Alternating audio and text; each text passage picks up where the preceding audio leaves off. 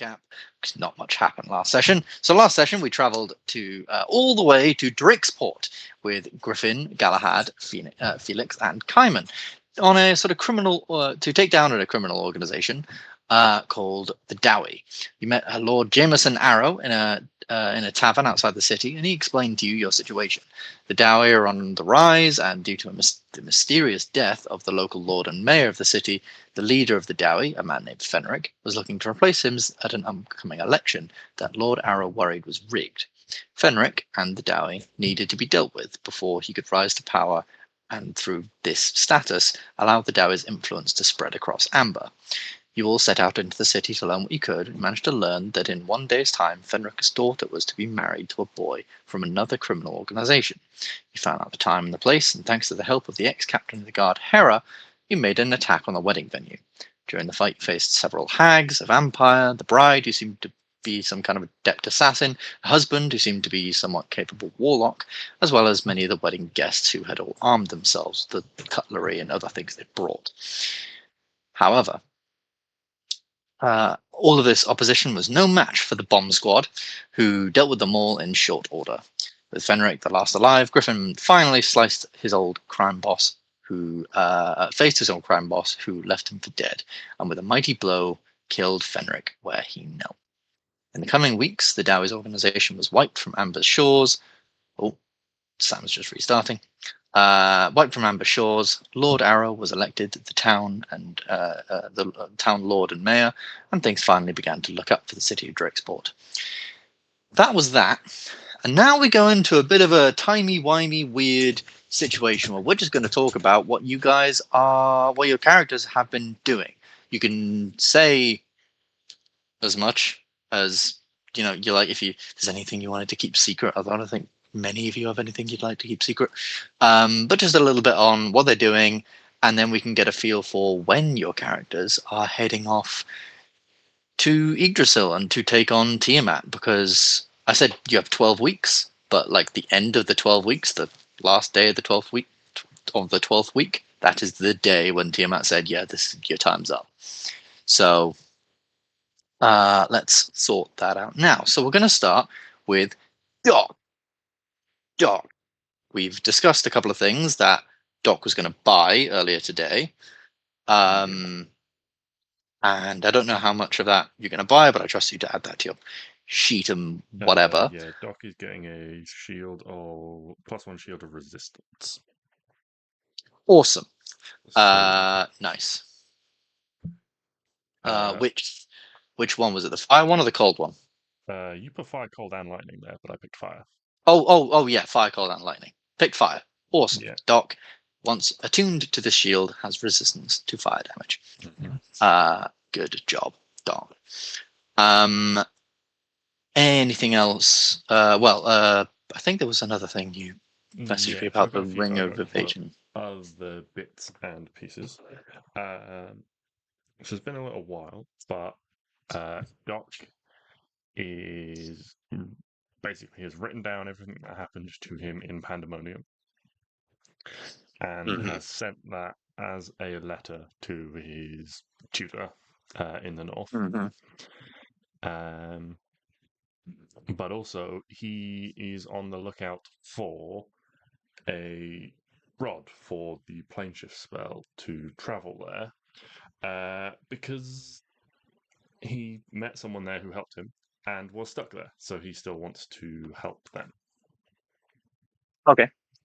I would say that a plane shift rod to Pandemonium probably doesn't really exist without going into a whole adventure trying to find one. Pandemonium is not a place anyone goes. It is generally seen as like a torture chamber, a universal massive plane of a torture chamber, as you've experienced. So, what I would say is Doc can either spend some time looking for one, or you would know that you have access to a 9th level spell called Gate, and Gate can someone, or through it you can mention a name, the person's name that was in there, and you can potentially find them that way. Or Gate can replicate the effect of a spell without material components. So, writing all of that down as a this is what he wants to do, and in case it goes wrong, please take care of this for me type deal with, various sort of like additives of like, from the council of this, that, and the other, and to try and potentially give some legitimacy if the worst comes to the worst. Okay. In the meantime, Doc is actually spending his time crafting numerous potions of resistance to various elemental types. Okay. I like it. How is Doc going about that? Is he just looking around alchemy shops, or is he going foraging for stuff, or what's he trying to do? He's just trying to make them, basically, like get supplies and make as many of them as he kind of can. Okay. Well, how's about this? So Doc's trying to make them. He's in the capital. I would imagine Doc, being a somewhat smart person, might go to places like alchemy shops first before just venturing out into the wild and trying to find ingredients. So roll me an investigation check.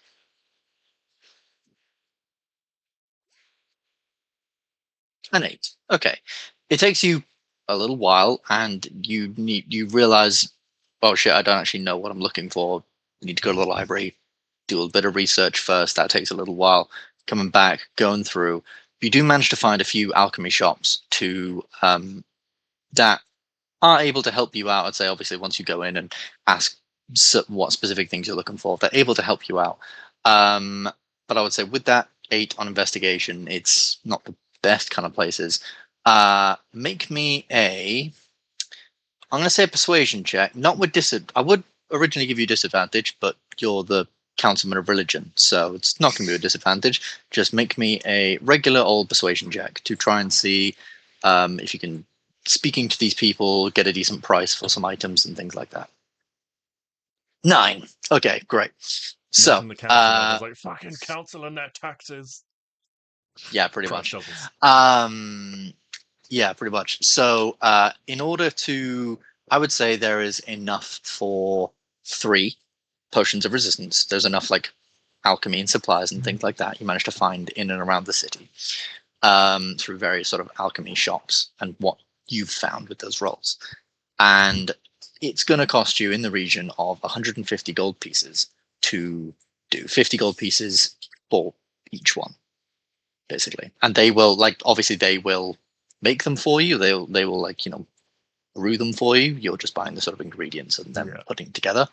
But yeah, 150 gold pieces, then you get 3 potions of resistance. Sweet. Cool. There we go. Have some potions of resistance. Yeah. Also, in terms of sending stuff to the north, like to the sanctuary, I've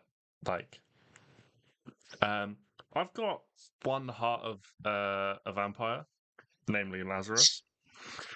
I've also got 1 hand of Vecna. Yeah. That I'm not who has the eye of Vecna, by the way? Glyndon, I believe. Cool. Okay. Just check. Saving that for a rainy day. Yeah. I'm not keen to hold on to these nor to combine them, so. Well, you could take them to a dragon god and see what she could do with them. Yeah, I'm not really keen to do that. So I just want to put them in the safest place that I know, which is a hidden sanctuary guarded by an ancient red dragon. Cool. Are you taking it up there yourself, or are you having someone? Yeah, I will probably deal with that myself, given the potential dangers of the items.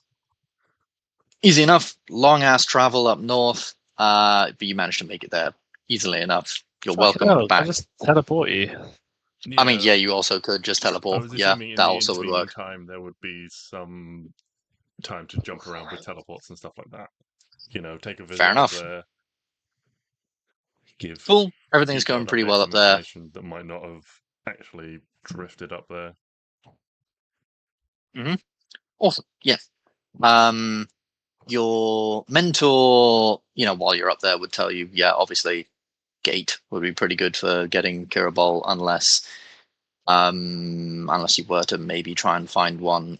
Looking through Albus's like libraries and stuff, people in the Shadowfell generally quite like the Plane of Pandemonium because it's dark and terrifying, similar to the Shadowfell.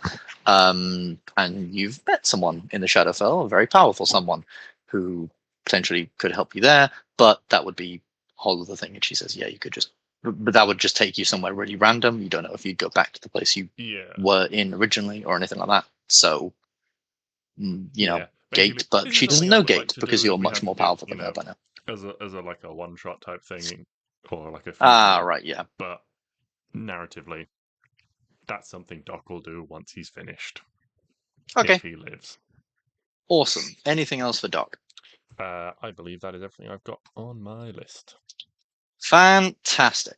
Now, what did you do? You bought a shield and 3 potions of shield. I got a few potions of resistances, and to put it simply, set his affairs in order in case he dies. And make sure that things like the Hand of Vecna and the Heart of Lazarus, and I need to check what else I've got in this bag of holding, but basically all the dangerous shit I don't want to fall into Tiamat's hands is under lock and key with Albers. There. Right, we're going to go to one of the wizards, Glyndon. So, Glyndon, first up, me and you had a discussion about casting a spell that will take some time, and potentially will take longer than the allotted time before Tiamat enacts her plans. I said you could use Wish to speed up the time this will take, but it might have some drawbacks, as well as maybe meaning you can't use Wish in any unique way again. Would you like to use Wish for this purpose? We don't know.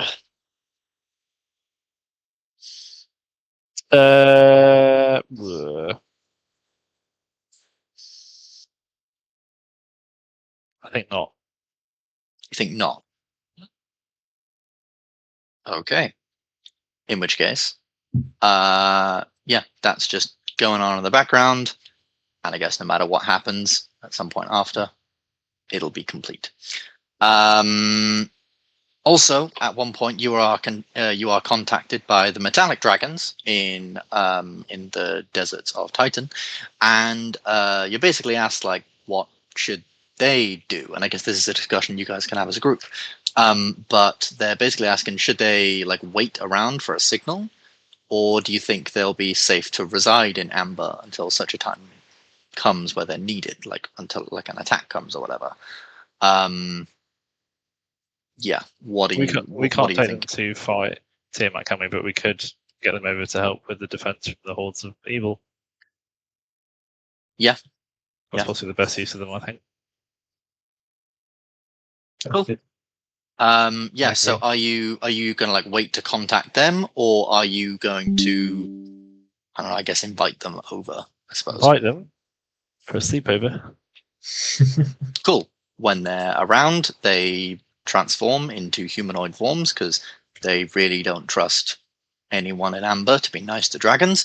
But you can all see that, much like Vaishal did, they have tattoos over their form in the various colors of their thing. So like the gold dragon has like tattoos that look like they're made of gold along his arms, and the silver one has this sort of really like pattern and detailed pattern sort of silver all up her neck and the back of her and the back of her neck and the back of her head and things. And yeah, they will be sort of just hanging around the capital, very interested in the sort of local stuff. They've never really been here before, and they're very, very wary, so they try and just stay away from people. But they are waiting in the capital for...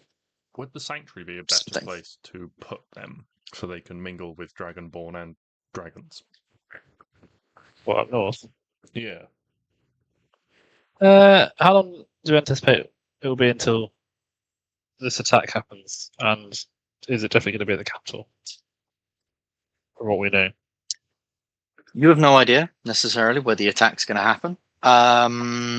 However, you know that, I mean, as far as you're aware, the attack is going to happen when at the end of this 12 weeks, at the end of when Tiamat basically says, yeah, enough waiting. I'm sacrificing Bahamut. I'm destroying the world. I'm absorbing Bahamut, rather. I'm fucking up the world. So, my personal vote would be in the interest of improving relationship between dragons and the people of Ambyr. They should reside in the capital instead of being shut away. But I'm easy with where we put them. Also, if they're here and we get a surprise jump, they can just quick transform and defend. But I think we're leaving behind enough advocates to speak them. We're leaving behind 4 heroes, probably, aren't we? So, not that Nevada does much speaking, but yeah. Okay. Yeah, they pretty much defer to you on this. So that's all votes for staying in the capital. That's pretty much what they'll be. Otherwise, I mean, you spoke about a couple of things due to the moraine and things like that. I don't know if you want to go into any of that or just keep that as a you thing. I'm gonna talk to her. So I'm gonna tell her I've got a demi-plane, which is where I'm gonna leave my dangerous stuff. Okay. Could she cast demi-plane? I'll ask her that. What level spell is demi-plane? Course. That's a level 8 spell. And what level do you need to be? Oh, it's a level 8 spell. You need to be level 15. Yeah, she can cast demi-plane. Okay. I'll let her know about my demi-plane. Yeah, and then just she's level 16, so she's not quite got access to like Foresight 9th level divination yet, but she's the equivalent of a 16th level wizard. Okay. Oh, I've never taken her, bitch. You have. Though by the end of this, like at the end of this 12 weeks when things happen, she'll level up and get to level 17, and she'll get Foresight. That'll be her cool thing. Pretty much. Yeah, so if I let her know about my demi-plane, she can access it, and in that demi-plane, I will leave I've got the eye, haven't I? Yes, I believe so. I'll leave the eye in there. Cool. Eye Vecna in a demi-plane. Gonna quickly write that down.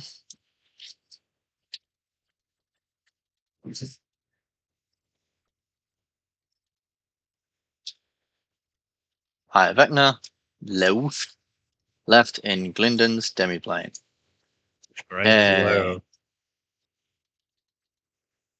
Moraine knows.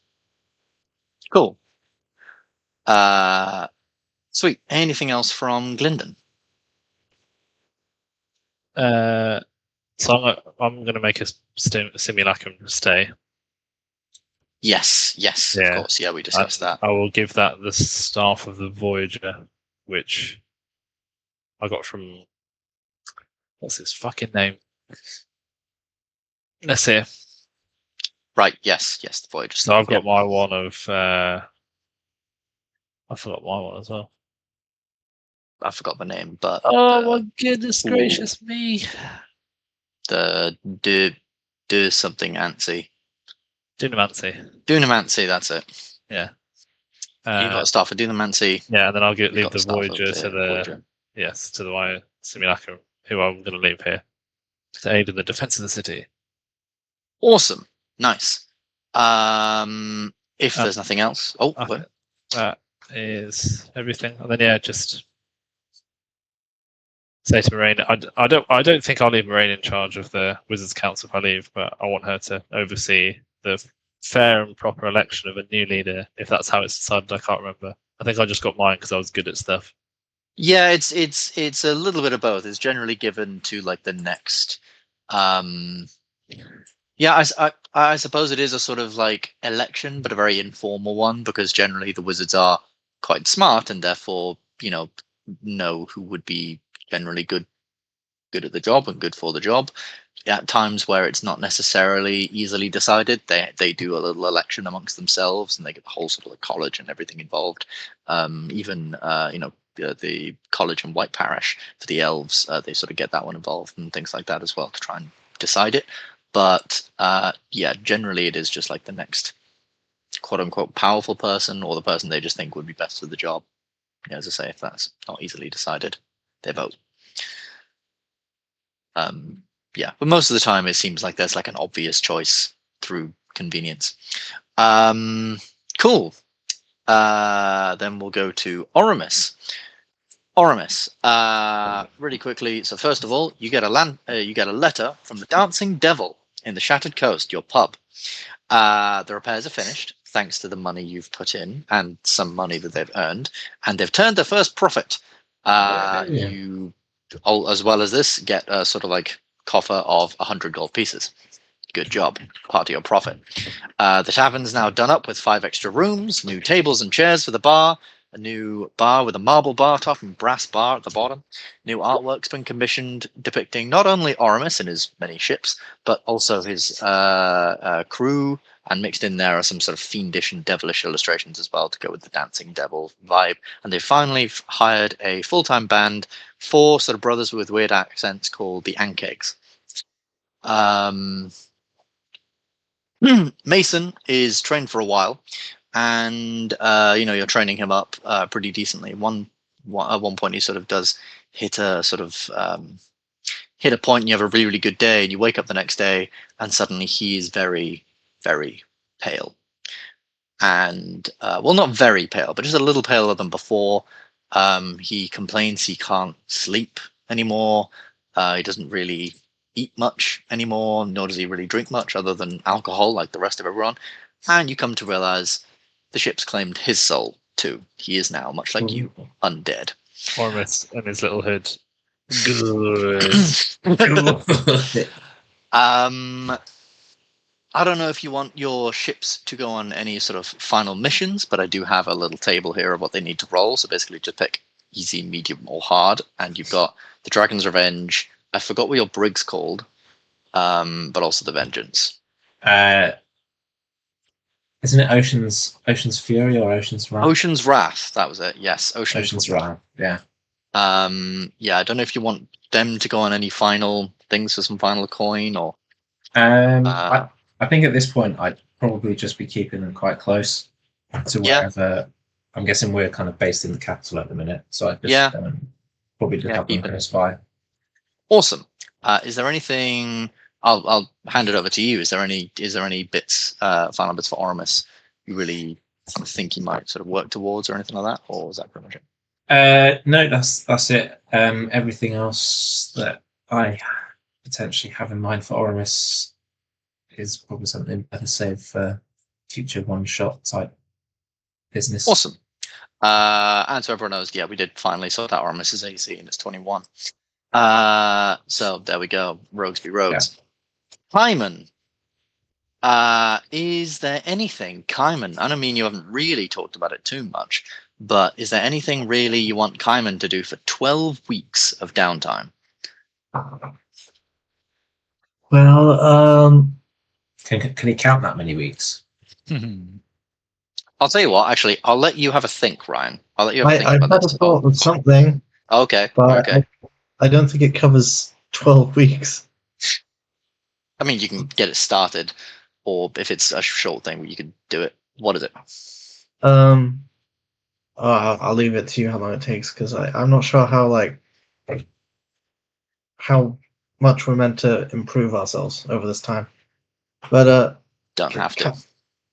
On Kaiman's downtime, he likes to explore the place, so he's checking out the new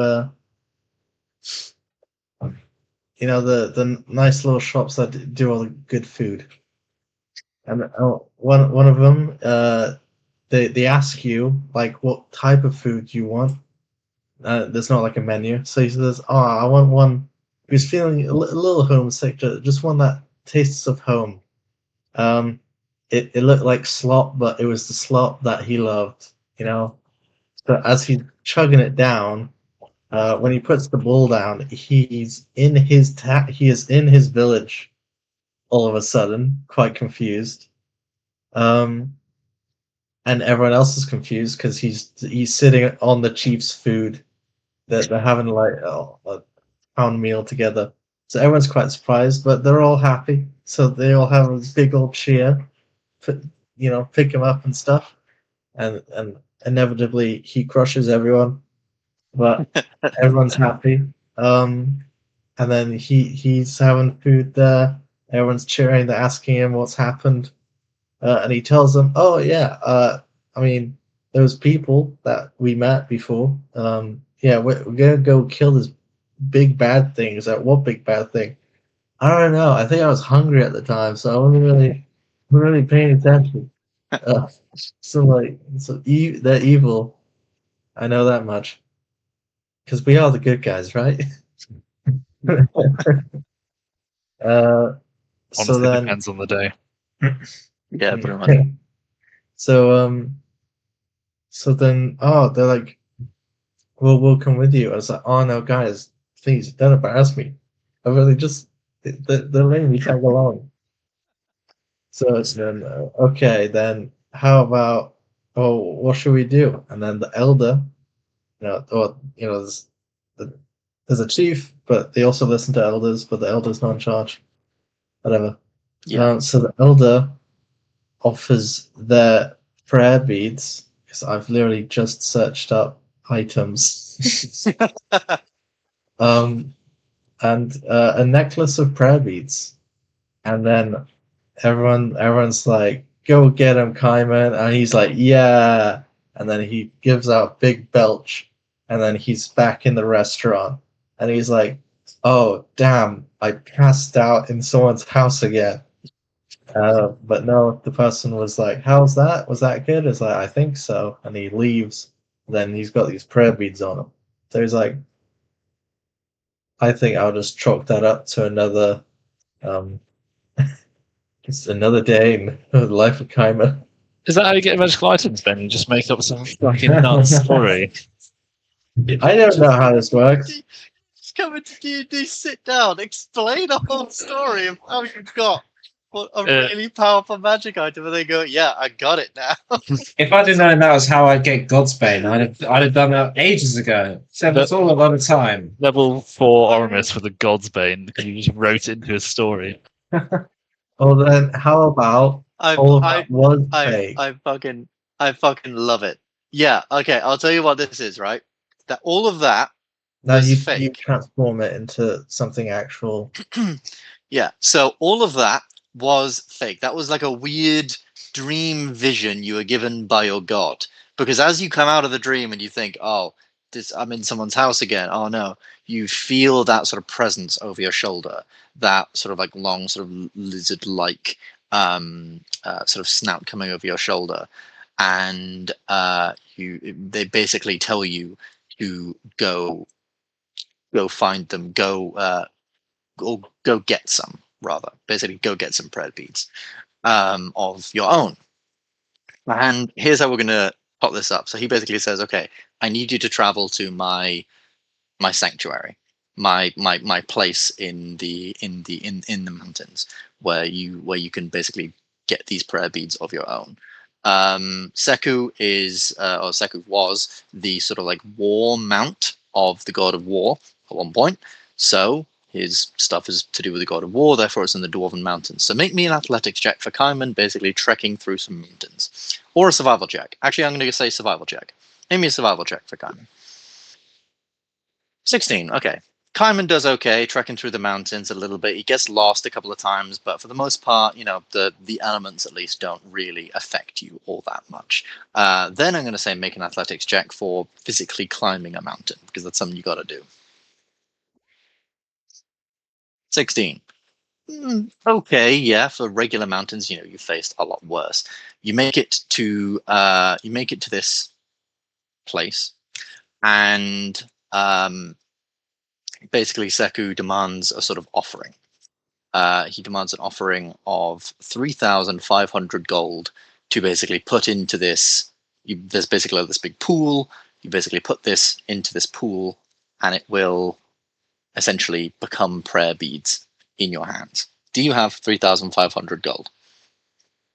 Yeah, I kind of just hold my bag of money, and I'm like, okay, I don't know how to count, so I'm just going to keep sprinkling them little by little until it looks like they're satisfied. Yeah, and eventually, as you're sort of like throwing them into this pool, one gold coin, you watch as it turns into this like black bead, and then you throw another one in, and it turns into another bead, and another bead, and another bead, and they begin to link into one another to eventually form a necklace of prayer beads.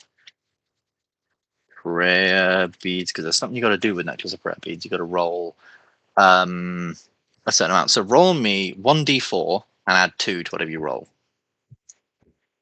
1d4 plus 2.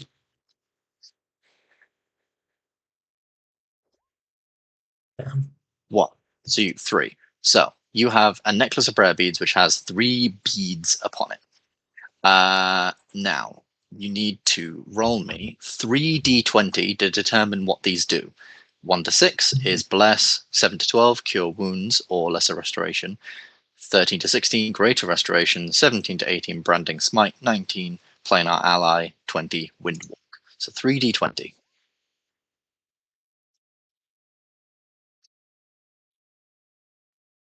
One sec, I gotta write this down, don't I? Okay, 1.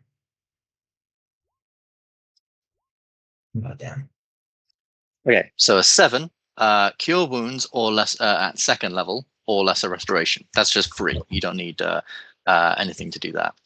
A 12 is another cure wounds, and so is a 10. So I'll tell you what, roll me 2 more d20, and ignore if it's 7 or 10.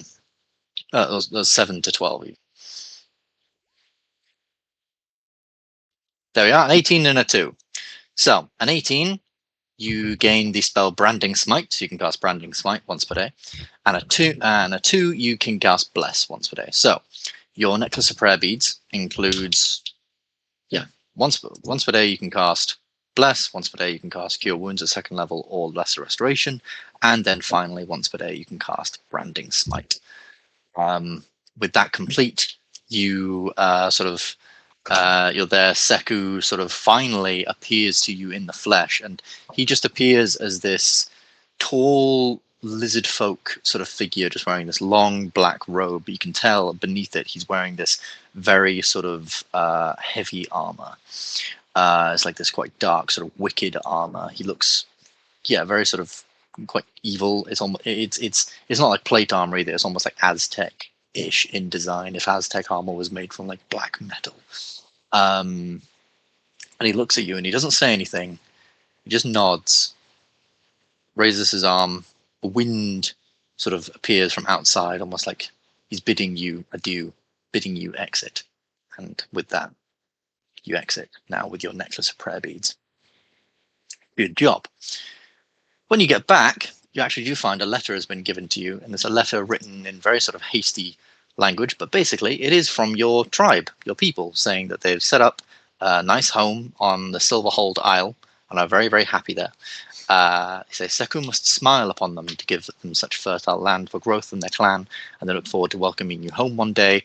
The people of this land did try and reclaim the Silverhold Isle, but they basically told them to fuck off, and the people of this isle didn't really want to argue against a big clan of lizards, so they kind of went, yeah, okay, fair enough. Well, I guess we've not got any prisoners in there at the minute, so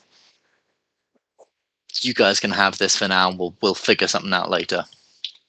As soon as your name comes up, and they say like, oh yeah, we know Kaiman. They're like, okay, maybe this is a matter for some other time, and they figure that out. But for the time being, the island is yours. The island is your people's anyway. Awesome. If that's everything for Kaiman, have a think. Might get back around to you, but otherwise, if that's everything for Kaiman, that is good. Next, because you guys have lots of characters, Felix. Going to go round again. Felix. Anything from Felix? I know you were doing some purchasing. The various shopping bits that we discussed earlier. The other thing is just a set of armor. Needs to be light armor. Needs to be light armor. Okay.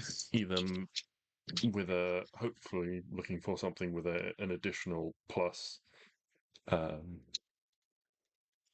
As well as potentially some resistances, if possible, as there may be some dragon's breaths flying around. Yeah. Okay. So in and around where Felix might be at this time, I would say you can buy some studded. I'm assuming you go for like studded leather armor. Yes. So +1 studded leather armor would go for 300 gold pieces. Studded leather armor of resistance would be 600 gold pieces, and that would be resistance to either fire, cold, lightning, or acid. One of those four. Oh, and poison. Duh. So 5 main plates. If you want +2, that's going to be fairly significantly more expensive, and you won't get the enchantment. What would +2 cost? +2 would cost. So if +1 is +2 would cost you 750. 750. Any +3s knocking about? +3, you've got 12 weeks. You could certainly search for some, but +3, you're looking at maybe 1,200 for something along those lines. This is like legendary armor made by the finest craftsmen around. Very few people can ever craft it. There's like I feel like Felix 2 or 3 would in existence or in Ambyr know of the sort of like the historical craftsmen of legend who would have made stuff like this, so he might have a good sort of background in tracking this down. Yeah.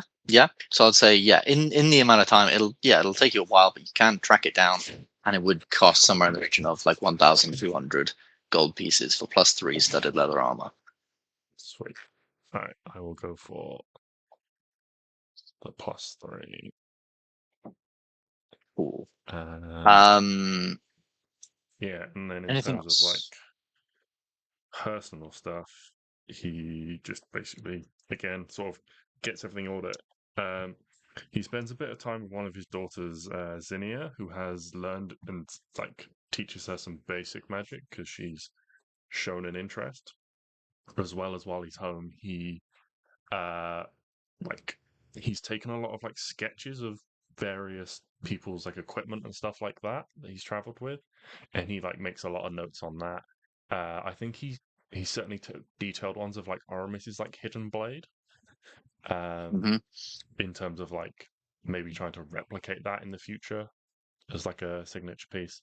And if he has any time, would like to return to Dawnport to harvest and or study what remains of Arctothorn, if anything remains at this point. And if he has time, if not, then he'll just leave that one, as he has a good interest in dragons. So yeah.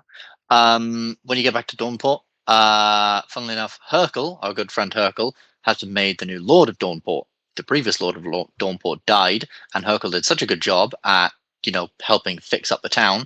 The people there basically realized, well, he's been leading us in rebuilding the town, and he's been a pretty decent about it. Like he's, Hercule, you've never known him to be, none of anyone ever knew him to be an academic or anything like that. But he is a driven individual who's learned quite a lot in the sort of recent months. And although he doesn't know anything about politics or anything about any of that, he has just helped the people so much and been such a driving force in getting the town back to where it used to be that the people just decided, well, we've not got anyone better for the job. Would you like it? And he went, hell yeah. So that's him. Unfortunately, there is nothing left of the dragon carcass because everyone there wanted to sell it off for a good price. They did have an entire town to rebuild, other than the white dragon egg, which I believe you took up to the north. yes. Cool. But unfortunately, leaving a massive carcass of a dragon there, everyone's just taking their fill, taking what they can. There's pretty much none of it. Although they have made like a small museum of it. So there's like a tooth scale, and there's just like a little bit of writing in the sort of town hall of like, this happened to us, and the Guardians came and kicked its ass basically. Awesome. I think that's pretty much it. Yeah, you said you've done a lot of notes and stuff like that. Was there anything else for Felix or? No, that's it in terms of like I've got everything from what we discussed earlier in terms of shopping.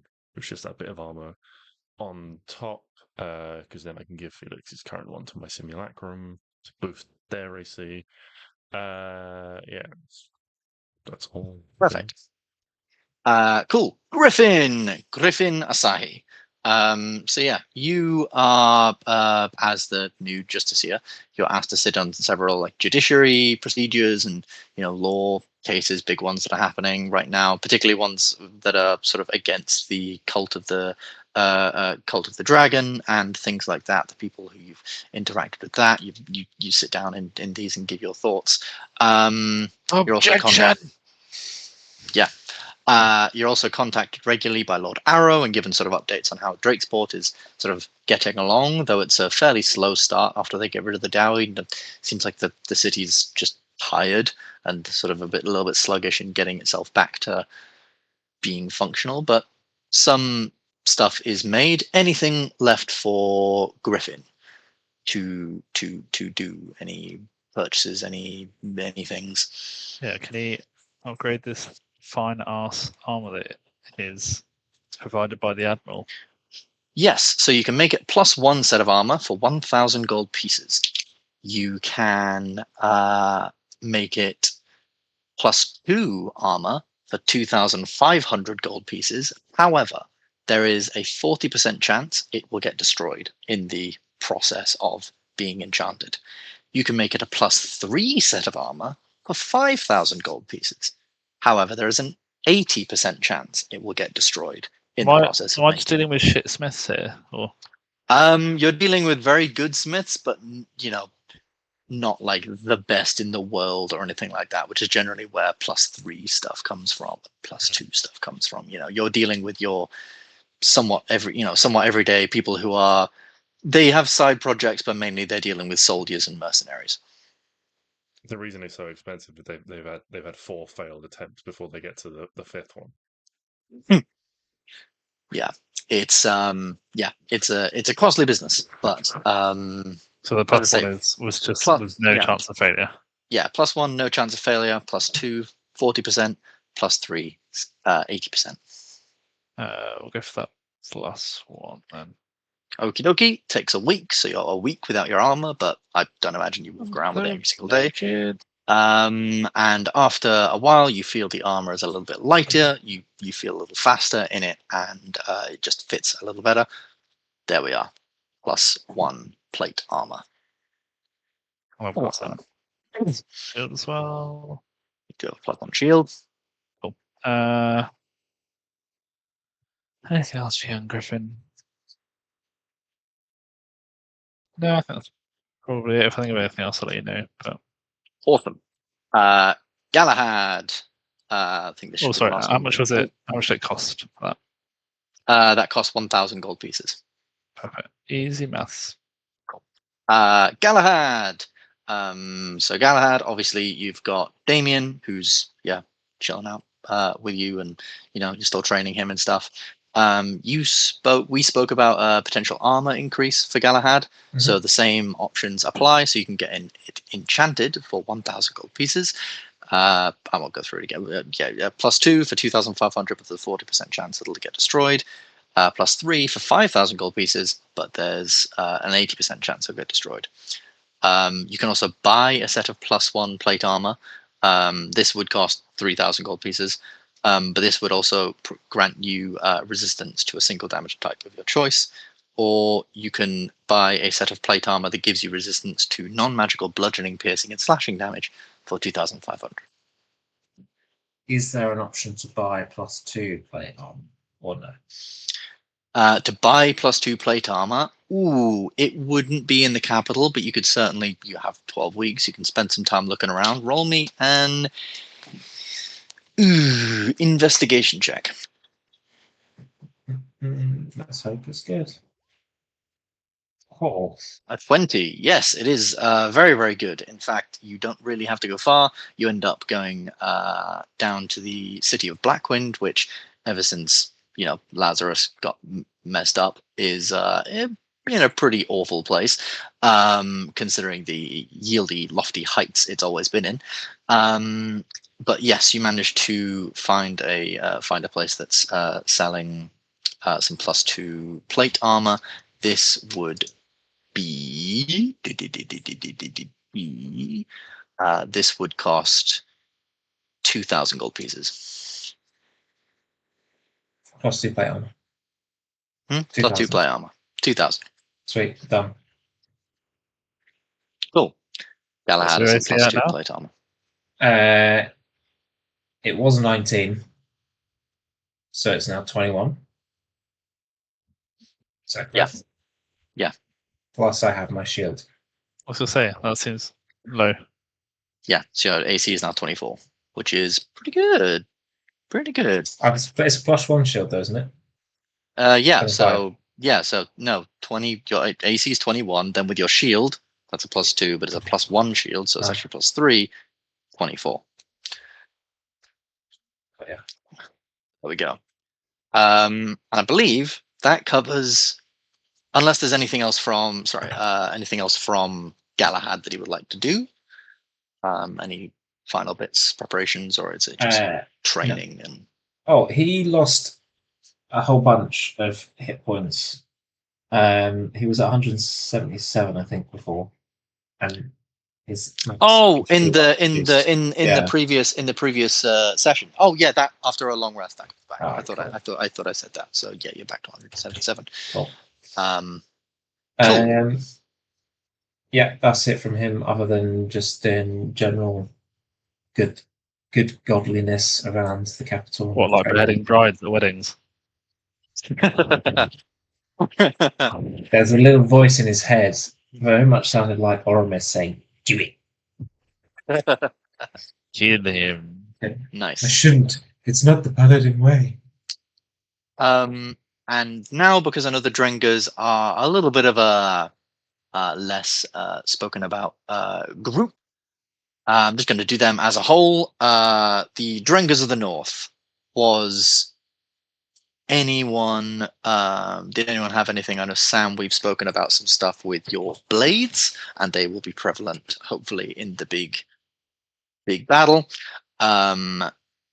JJ, you spoke about more stuff to buy for. Yeah, Mittens needs some armor because he doesn't. Current in the last arc he didn't have any, so he had 13 AC. Nice. Yeah. Yeah. Obviously, any of the regular armors. So, yeah, just have light. Then 300 gold pieces. You get a set of +1 light armor. that'll do. That'd be fine. Nicely. Also, the other thing. Now, how much would you kill me if I brought a load of animals into the fight? How many are we talking? Not. Is it How more- many are we talking? Bear in mind, I believe Mittens is going to be in the demon fight. So Yeah. I mean, Well, basically, Mittens, his entire thing is about making stuff come to life. And yes. he knows the spell Awaken, which I haven't got a chance to use yet, where basically you grant something a level of sentience for 30 days. It is charmed by you for those 30 days, or unless you harm it. And at the end of those 30 days, based on how you've treated it, it's either your friend or it just fucks off. Okay. And I'm assuming you're basically waking up every day and casting an Awaken. No, it costs 1,000 gold, so Ah. I can't do it too many times. I'm just wondering, what's the biggest thing I could bring with me? The biggest thing you could bring with you, like in terms of animals around, or it can be a huge beast. A huge beast. Jesus Which Christ! technically includes T-Rexes and giant apes. Okay. However, I'm aware I don't want to just bust this combat up. Hey, Or no, maybe this will take be. ages by I'm having assuming. loads of extra things. Well, I'm assuming a lot of this would become part of the, the big sort of. I suppose it would be like a siege effort, but also, I mean, hey, I'm yet to fully balance that final fight, and I can add shit in. I'm just kidding. But okay, so the biggest beasts around, sperm whale. That's not going to be very effective. Not going to be very effective. In Abercatra.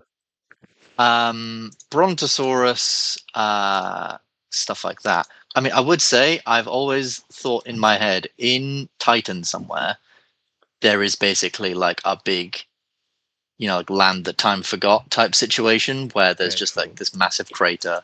There's like huge crater, and there's just a bunch of dinosaurs in there.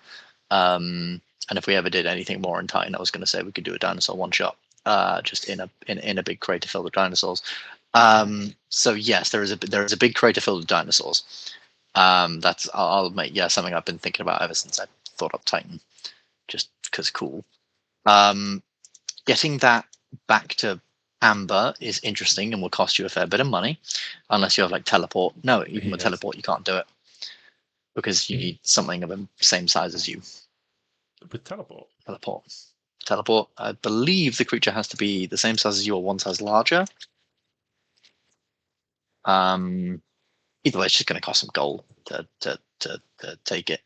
8 willing creatures of your choice you can see within range. Destination, held willing creature, familiarity with it, very familiar. Miss that. Oh, I suppose it doesn't have to be the same size as you. Sweet. Of your choice. There we go. If you have the teleport spell, okay. you can awaken a T-Rex and bring a T-Rex with you. Oh, well, that's exciting. There we go. Yes, please, and thank you. I'm going to do it twice, and I'm going to gift one to the Sultan. The Sultan is very, very happy that he now has a T-Rex. I'm gonna say that the Sultan gets a Brontosaurus, not a T-Rex. Mainly because, well, A, T-Rex is not easy to come by, and B, from thinking about the Sultan, he's never been a big scary T-Rex guy. You've always thought of him as a more like cool with nature type person. So either a Brontosaurus or something a bit more good natured like that, but they can still maybe pack a punch if it's called upon. I give it to you as a gift. He is very, very happy about this gift, and anytime you want to come back, he's very, very happy. You've made a very, very good friend in the Sultan. Anything for? I know you wanted to buy a bunch of stuff, and we'll go over that in a sec. Anything for like Nevado? Nevado is just vibing in the woods. Just vibing. He's just whistling to the birds and just an absolute vibe. I love it. Yeah, awesome, easy as punch. Any other? Did you decide on if you were buying anything else for Felix, or was that about it? No, I've already, after what we discussed, got everything else for Mittens that he can afford from the list. Cool. In which case, and Kaiman, was there anything? Did you think of anything else? I know I gave you some time to think about any other stuff. Nope. Awesome. Then I think that is what all 9, 10 characters done. That is their stuff before the end of the campaign. A very, very quick rundown of some other characters you might be interested in. Mazzy and Daviak basically go on like a, couple of months round tour of Ambyr recruiting people. The army has been absolutely wrecked by a huge undead army that came, some demons, a massive fight with orcs and everything like that. They need troops. Daviak and Mazzy go out trying to recruit troops, trying to recruit people who were otherwise farmers and miners and other things, going to the elven capital and the dwarven capital, trying to basically convince them to help out a little more if they can. Any private bodyguards they might leave behind, or any private forces they might leave behind, maybe bring them to the big fight, because as far as they're aware, this big fight will be the big fight, and we need them, basically. And they do a pretty good job. They do a very, very good job. In fact, I did roll for it, and Mazzy rolled a nat 20, and Daviak rolled a 15. So they did a pretty damn good job at convincing people, and the army has swelled once more. It's not filled with, the most amazing fighters, but, these fighters that they've recruited will generally be the ones at the back. I think that's pretty much it for them. Up in the north, things are going very, very well. They're just vibing, they're chilling out. The Dragonborn people of the north really want to help, but Albers basically says no. I don't think you should go down there. You were treated really badly. They'll probably just use you as a massive bit of cannon fodder, so you'll all probably just die. I don't think it's a good idea. Again, Dazra, Albers' son, says, I really want to go down and help, and he says no. They'll probably just kill you on sight and assume you're a demon. Disagree. Angus is chilling up there with them. I think he's basically just decided that after all this adventuring in the desert and everything like that, I think I'm good on adventuring for a little while. I'm just going to chill back with my pipe and just keep telling people what to do in terms of building a settlement up there. But in terms of the settlement's actually coming along very, very nicely, and it's pretty much almost done. Everything else is now, like, all the major structures and the main things you need to live are now up. Farms and houses and taverns and a tavern and other things like that. Not that they have expecting any guests, but they need a place to drink and a place to sort of wind down after a long day. And they're building a proper settlement up there. They have proper patrols now and things like that of the north, and making sure things are kept out. Yada yada yada. All is pretty good. I don't think I'm missing anyone. If there's anyone else, any other NPCs that I've missed, let me know. But I think that's pretty much it. Jada, just for my notes, what does Doc Shields do? I missed that bit. It is a +1 shield, which gives him resistance to fire damage.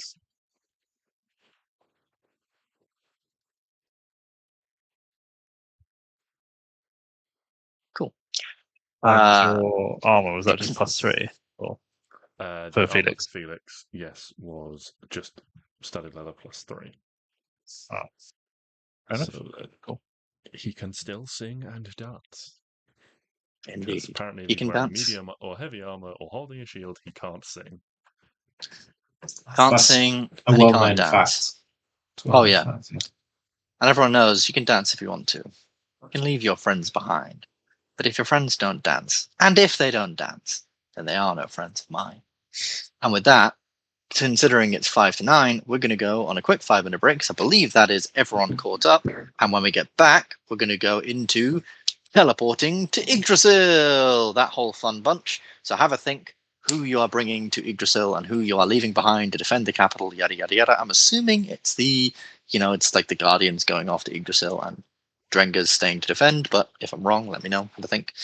But otherwise, I'll see you guys in 5 minutes. Well done for getting through that, and thank you all for being very patient while other people were getting a go and talking and stuff. See you guys in 5.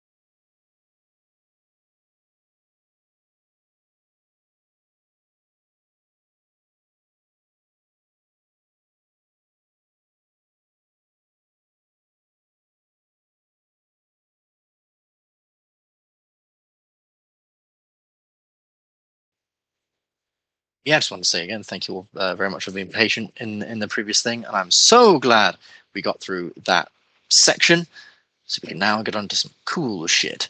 Like, I hello. still have 8,000 gold. I'm just sitting on. I don't know. Okay. I don't know how to use that. Well, there's lots of magic items and things like that. I mean, not How everyone's many gonna things is Kaiman use- attuned to? One. Two. Well, now you're attuned to the necklace of prayer beads because that Oh, requires three. attunement. Yeah. I'm attuned with the Jabberwock thing, the teleport Uh-huh. thing, and the beads. Yeah. Okay, so it's 3 things. So if you got something Yeah. else attuned, you'd have to replace it. Oh, I guess I'll use the beads. Yes, but you could replace the teleport or the Jabberwock with something else as well if you wanted to. Oh wait, is it not one thing attuned at a time? It's 3. No, at a it's time. you can have up to 3 at a time. Up to 3 things attuned at one time. So you right now are attuned to 3 things, and those 3 things are the Jabberwock, the beads, and there was a final thing. They're the stick. Oh yes, the hither stuff. Yes. I'll tell you what. For the purposes of moving on, I will message you in the week. I mean, you can discuss some stuff that Carmen can maybe have, and then maybe we can just sort of pull a. Oh yeah, Carmen remembers he went shopping and bought this thing. So that we don't sit here looking through magic items for ages. But yeah, me and you will discuss that in the week. Okay, so a big question for you all then. Who are you bringing to face Tiamat? So the teleport spell says that you and up to 8 willing creatures. So that is Glyndon, Glyndon, because he's got the rod, the branch of Yggdrasil, and up to 8 willing creatures of his choice. Who's coming? I'm gonna say that Mazzy is one of them, and I'm assuming Kaiman. So there's 2. So you got 6 other willing creatures.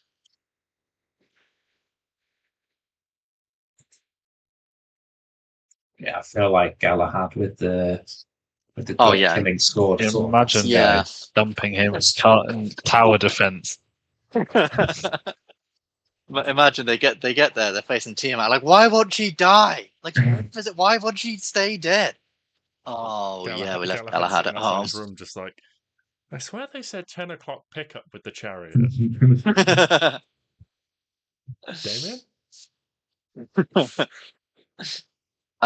One thing I'm going to say is I think, actually no, I might say it. Basically, I'm trying to decide because if some of you are having 2 characters anyway, having your sidekicks, I'm trying to determine whether to allow them. I'm thinking yes, but I'm going to simplify their stat blocks down a little bit. So they're still being punchy and doing cool stuff, but they're not as complex. If you were to bring those. But I'll say that if you bring those, they're not a part of the teleport thing. They're just like they come as part of your character, I'm going to say. Because you guys have worked towards Temporarily them. stuff them in a bag of holding for the trip. Yeah, Hold your yeah, breath, pretty guys. much. This will be quick. Yeah. So, So- if it's the caster and 8, I've got Glyndon's caster, Mazzy Kaiman, and then Mazzy Kaiman, Oramis, Galahad, Doc, Griffin, Felix. So that's room for one more. Everyone's got their 2 characters. Everyone's got their 2 characters, and we've got one more. Kaiman, do you want to bring beats? Seriously underleveled for this, for whatever. I think. Oh, I did have a thought about that.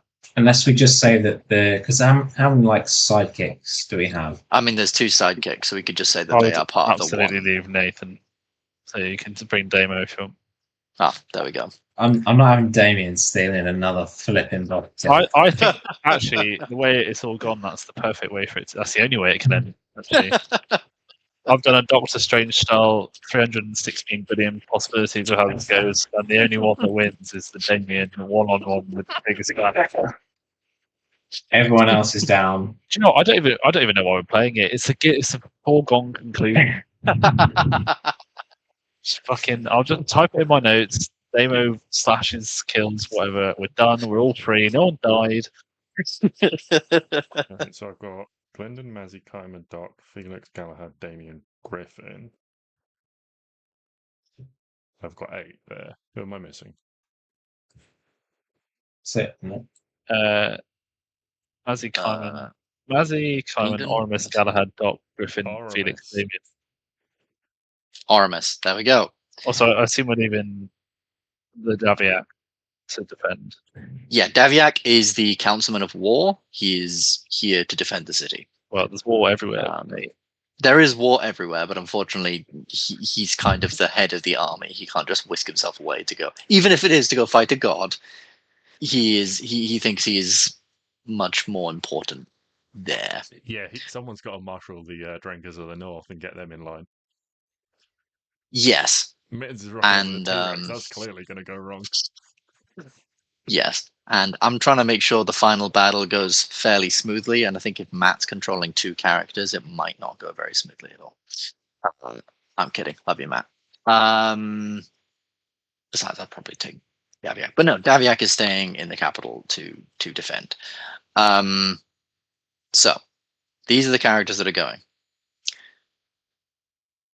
How long, essentially, are you leaving? So all of your stuff, I'm going to say, no one has done anything that's going to take absolutely ages. No one's starting up a whole business or doing anything absolutely outrageous. You're traveling to the north, traveling among some mountains and stuff. That's going to take a few weeks, sure, but it's not going to take 12. And no one's, Oramus is traveling to Titan by boat and back, So I'm going to say that all of your stuff is pretty much completed, because also everyone's stuff is fairly separate. Everyone's stuff is pretty much completed after 8 weeks. 8 weeks go by. There's 1 month until the big day. How long are you? So you have 4 weeks. Are you going right now, or are you going? Are you leaving it any? Are you leaving it until the last minute? When are you guys going? I see no point in delay. Yeah. So we've got 4 weeks until deadline.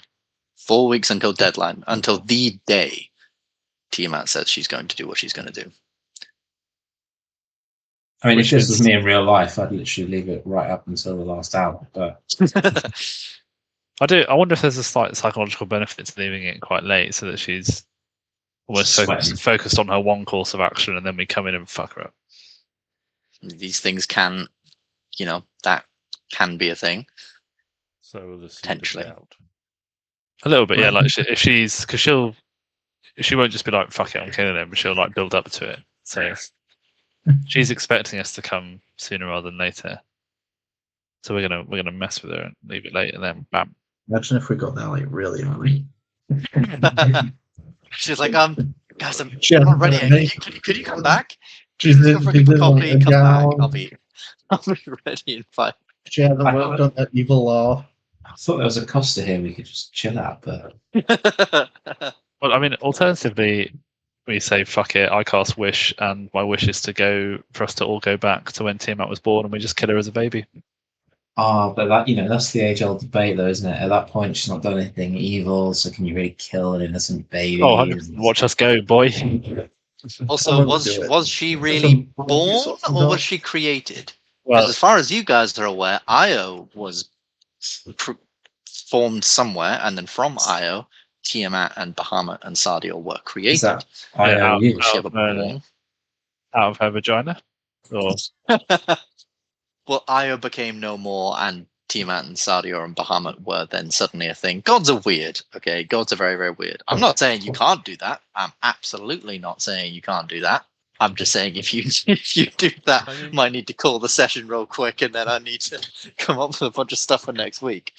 If you, I mean, again, not saying no. It's just the kind of question of the ramifications of that. If you, like, if we killed her before she'd done anything, when she was still technically a god, we might have some celestial beings who put us on their shit list. I think that sounds like fun. And who's to say the future pans out the same? This is just Gallows talk. You know, just spitballing ideas. Wouldn't it be funny? You know, Hey, it would be very, very funny. And I would absolutely laugh if that's the thing we ended up if that's the thing we ended up doing. That would be a story for the fucking ages. It's up to you guys. Having I'm done this leaving you guys to preparation, discuss. Would there be a benefit to going back in time? what with all this prep? Go back in time so we can do more prep, get to level 20, and then go. We're, To level 21. we're looking beyond level 20. Yeah, we'll go 40. Fuck it. I'll tell you what, why don't you guys come back to when Galahad was originally from, start from there, 900 years ago. Yeah. Then you got a We head don't start on live it. that Yeah. long. You can put your money into an index fund, and by present day, it'll have skyrocketed. If you Gwynda's guys not bought gonna live crypto that back long. then, Jesus Christ. Can you No, imagine? my constitution is not good enough for that. Unless I'm immortal at this stage, who knows? Lyndon, your constitution is so that if you sneeze, you shit yourself. And the two aren't even linked. It's really, it's Every really action bad is at the equal and summer with his AP opposite buff. reaction. Something comes out the front, Yeah. something's got to come out the back. That's right. If I don't do both at the same time, I'll shoot off in a direction I can't control. Why do you think one of my cantrips is prestidigitation? It's just to clean myself up all the time. My soiled breeches. Oh, I feel like a level 19 hero going to war with the great country on Earth. Oh, fucking god. I actually have a really good plan, which is to go in there and fucking is it Doramu or whatever he's called that Doctor Strange fights? Dormammu. Dormammu, I got Dormammu. the bargain. I'm just gonna get there, cast wish, and literally all I'll say to Ben is, my wish is that we have a checkpoint right here. Ben, I'm save gaming right. Press before save. we go. Quick save. Quick save. Ben's gonna like 4 or 5 months time. Ben's gonna be on some D&D forum, and it will be one of the questions will be like, "Well, what did your players do with Wish that was really creative?" We go, "Mine ruined my entire fucking campaign." No, you know what? A fucking wish checkpoint for a save. It'd fucking be save so point. funny. A save point would be such a good use for. I mean, you would have to word it in such a specific way because you just saying a save point. I mean, the wish spell literally allows me to. It says in the description I can interpret it how I want. We So could come save up point. between the Rank four of opens us. up on the spot. I'm just thinking the fucking same thing. Welcome to the Bank of Tiamat. Someone appears like, "Do you want to spend and save, Isa?" Sometimes you just got to roll the dice. Oh man, that'd be fucking funny. But you know what that means, right? That means that if you did die, we'd have to do the fight again and again and again. Yeah, it doesn't really align with the conversation we had about making this region end. Session So, 27 of Particularly- fighting Tiamat. that would be a good way to end it. It's Because just the an perpetual eternal fight. fight. It's just perpetual. Like The heroes we're sacrifice just themselves eternally. Wouldn't that be such a sad way for the campaign to end? And so our heroes continuously fought Tiamat for the rest of her days, and basically everyone in the universe just continued to repeat the same 20 minutes over and over forever, and everyone was safe. I was The thinking end. it was like a Parallel universe time type locked thing. to the demiplane. Ah, I see. So like that. This fight was all is in the bottom of the wording, Ben. Oh, right, is small print. eternally Get it. locked. And so I the world see. carries on. Well, the, I don't know, 10 with Tiamat of us just go through this cycle on repeat. Fuck, guys, This is actually extremely productive gallows talk. I think you did. I think you've had a 1D&D. Fuck, that sounds fucking cool. That would certainly be one way to end this campaign that I, even given a heck of a lot of time, probably wouldn't have been able to guess. But hey, who So- fucking knows? Just to get away from all this. Oh, are we actually bringing Damien to fight a god? I would say not unless we've got anyone else we want to bring. I think can you imagine we're going to the list and we're like, Damien, you are the fucking dregs. Well, we okay, don't have anyone else. think about any of the NPCs you've had before. You have Vaishal, who is now in the capital and chilling out with you guys. He's very happy here. He likes it by the seaside. You have Urkel, who is a lord, but always happy to help. You have Angus, who has some warlocky Useless. powers. You have Gazra, the son of Albus, who could potentially. Can we not just take ours? He doesn't want to do it. He's got morals or some shit. Albus is sort of something like, Dragon, well, I don't know someone if needs there's gonna to be a stay and. problem with a chromatic dragon and the queen of chromatic dragons. Oh yeah, true. Not taking him. Where's Mike We're gonna Crimes have at? to kill Albus as well. Mike Crimes, I think, didn't he die? Was he even a thing? Yeah, he was a thing, and I'm pretty sure you killed him. He was one of the thugs or the cultists underneath the Dancing Devil tavern, and I'm pretty sure you killed him. But yeah, you've got Oramis's alter ego. yeah. Bring back Michael. Oh, I mean, Poor boy. that is also you. why don't you wish for that, you dicks? you I do. I think I remember Doc did speak with Dead on my call and determined that he'd rather not come back. Hey, He sorry. had- When the fate of the world is at stake, you don't he just say, said- "I don't fancy it, mate." He said, "I'd rather not come back because I feel I've died. I feel like my time has come. But if you ever need me, I could potentially come back." Oh, what about any of Galahad's old homies? Can we bring back one of them? You could also potentially bring back one of Galahad's old homies. There's fucking Karakan, who was Galahad's main man, level 20 barbarian fighter. Sounds like it'd be fun. You got Moraine. You could bring Moraine along. Not She's bringing a she's a fairly hefty person. You've got sorry, Ben. she's a fairly hefty caster. So rude. You've got Rast is somewhere in the world. You don't actually, have any. Old Arcandius Rast, yes. He's somewhere in the world. Getting one of Galahad's old companions in. It would be indeed. You got Gob. You've got Boba Fett. Boba Fett, bring him. Yes, let's We're get not, we're not dropping Damien to take Gobble Fett. Boba Fett the powder monkey. Yeah, I'll just cast enlarge on him, strap as many barrels as we can, and just send him to run in. That's what I imagine Glinda's doing as we're having this chat around the table, just hitting himself in the head with his staff. We can't have done 4 years of D&D and not have a good option to take into this battle with us. There are think of any, if you can think back, think to any ally you've had in the past. You have Chiron, the centaur that helped the Rengers out in the fight. He was a bit boring. There was the thief that helped you out in the ball. Also a bit boring. There was, I'm trying to think of like other people's characters and other sorts of stuff. You had Celine and Thea, two very powerful people that you met a little while back. Does Abby want to come back?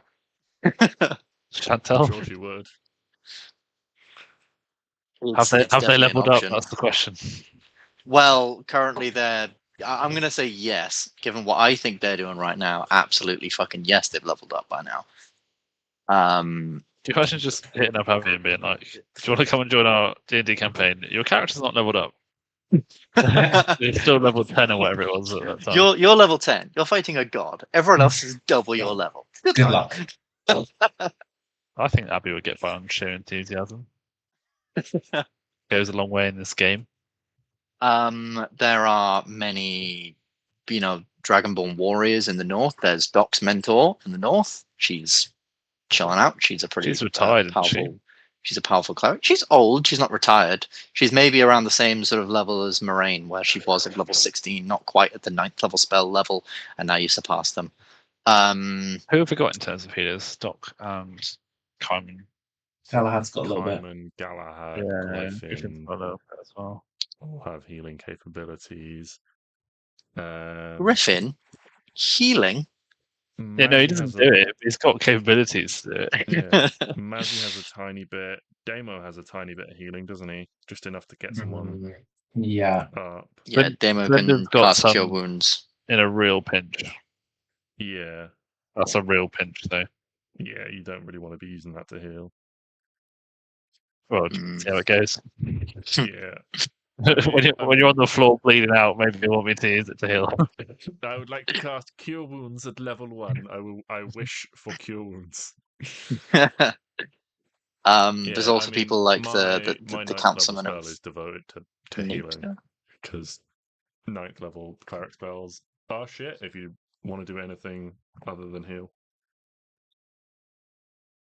I feel So, it's probably the best option is one of Galahad's old homies, but I feel so bad that we're giving like a 20th level legendary hero the last slot in our team. We've only just thought about them. Hi, I know you were really happy being dead and all, but could you just come back? No. Just for a little bit. You know, like when a band is really running out of money. Are you really running out of things to do in heaven? Do you just want to come back alive for just one final final tour? I mean, you give Mittens 1,000 gold, we can get another T-Rex on the go.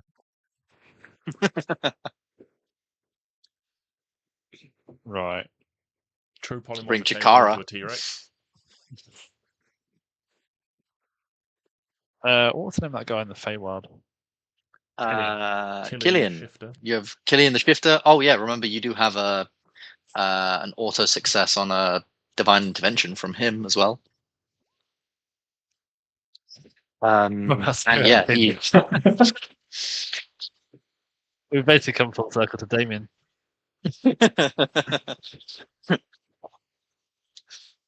I don't know. Is my input? I'm trying to think if we need what we need. I don't know how useful. I'm not knocking Damien like he's been really good. No, I but don't know how useful a frontline fighter is going to be in this necessarily. we've got a few big hitters already. Yeah, well, already, and then also I just think if you're going to be up front and centre, you've got to be doing big damage and be able to take a lot. And I don't know with Damien. Well, he's not a bad option, but I feel like people in the back. What's reining it in. Damien's how does Damien look from a point of view? He's a tiefling. Thank you. So his HP and stuff like that. He's got 110 HP, 16 AC. I think he should have more than 110 HP. He should be in and around the same level as you guys in terms of HP. He has 3 attacks per round with the greatsword. He can do some minor spell casting. He's got Hellish Rebuke as a reaction. Second one. Each of his attacks, he has he doesn't have Divine Smite, but he has the greater Divine Smite, where just every attack he does deals an extra die of radiant damage. He's indomitable. Well, Sean might not be a bad option. He was a bit of an all-rounder, wasn't he?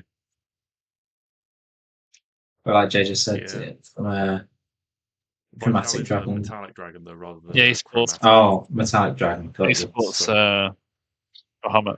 Well, in that case, I think he's a good shout. He's also a druid, so he does have several spells and things. Let's bring him along. Why not? Well, at the end of it, I would say it's probably between Vaishal and Dazra. But was Dazra the Chromatic Dragon? Yeah, Dazra's Albus's son. He's a red dragon. Okay. What level is Vaishal? Vaishal, so he counts as an adult brass dragon, but without any of the legendary actions. And in terms of spell casting level, I think he would probably be around, because like with NPCs, there's a little bit like spellcasting levels a bit different to your like actual level, but he's probably around 9th level, so he has like a 5th level spell slot. But in his dragon form, he's quite powerful. Yes, in his dragon form, he's pretty beefy. Let me just get up his stats a second. Oh wait, was he brass or was he bronze? Was he a bronze or a brass dragon, Ben? I think he was a bronze. That was it. Not brass, bronze. I get like bronzes and rasses the wrong way around. Bronze. He was bronze. He was lightning, wasn't he? Yeah, bronze. Yes, he was a lightning boy. Yeah, he has around 200 HP, 80-foot fly speed. He becomes huge. He has lightning or repulsion breath. You can breathe underwater. Yeah, he doesn't have any legendary actions. He still does have a wing attack, but that's a bonus action instead of. He also might be good if we need to get out there in a pinch. At that 80-foot fly speed. Yeah. He can I mean, I'm carry going a couple to of try and people. keep an exit pocketed anyway, but. Okay, I think Vishal.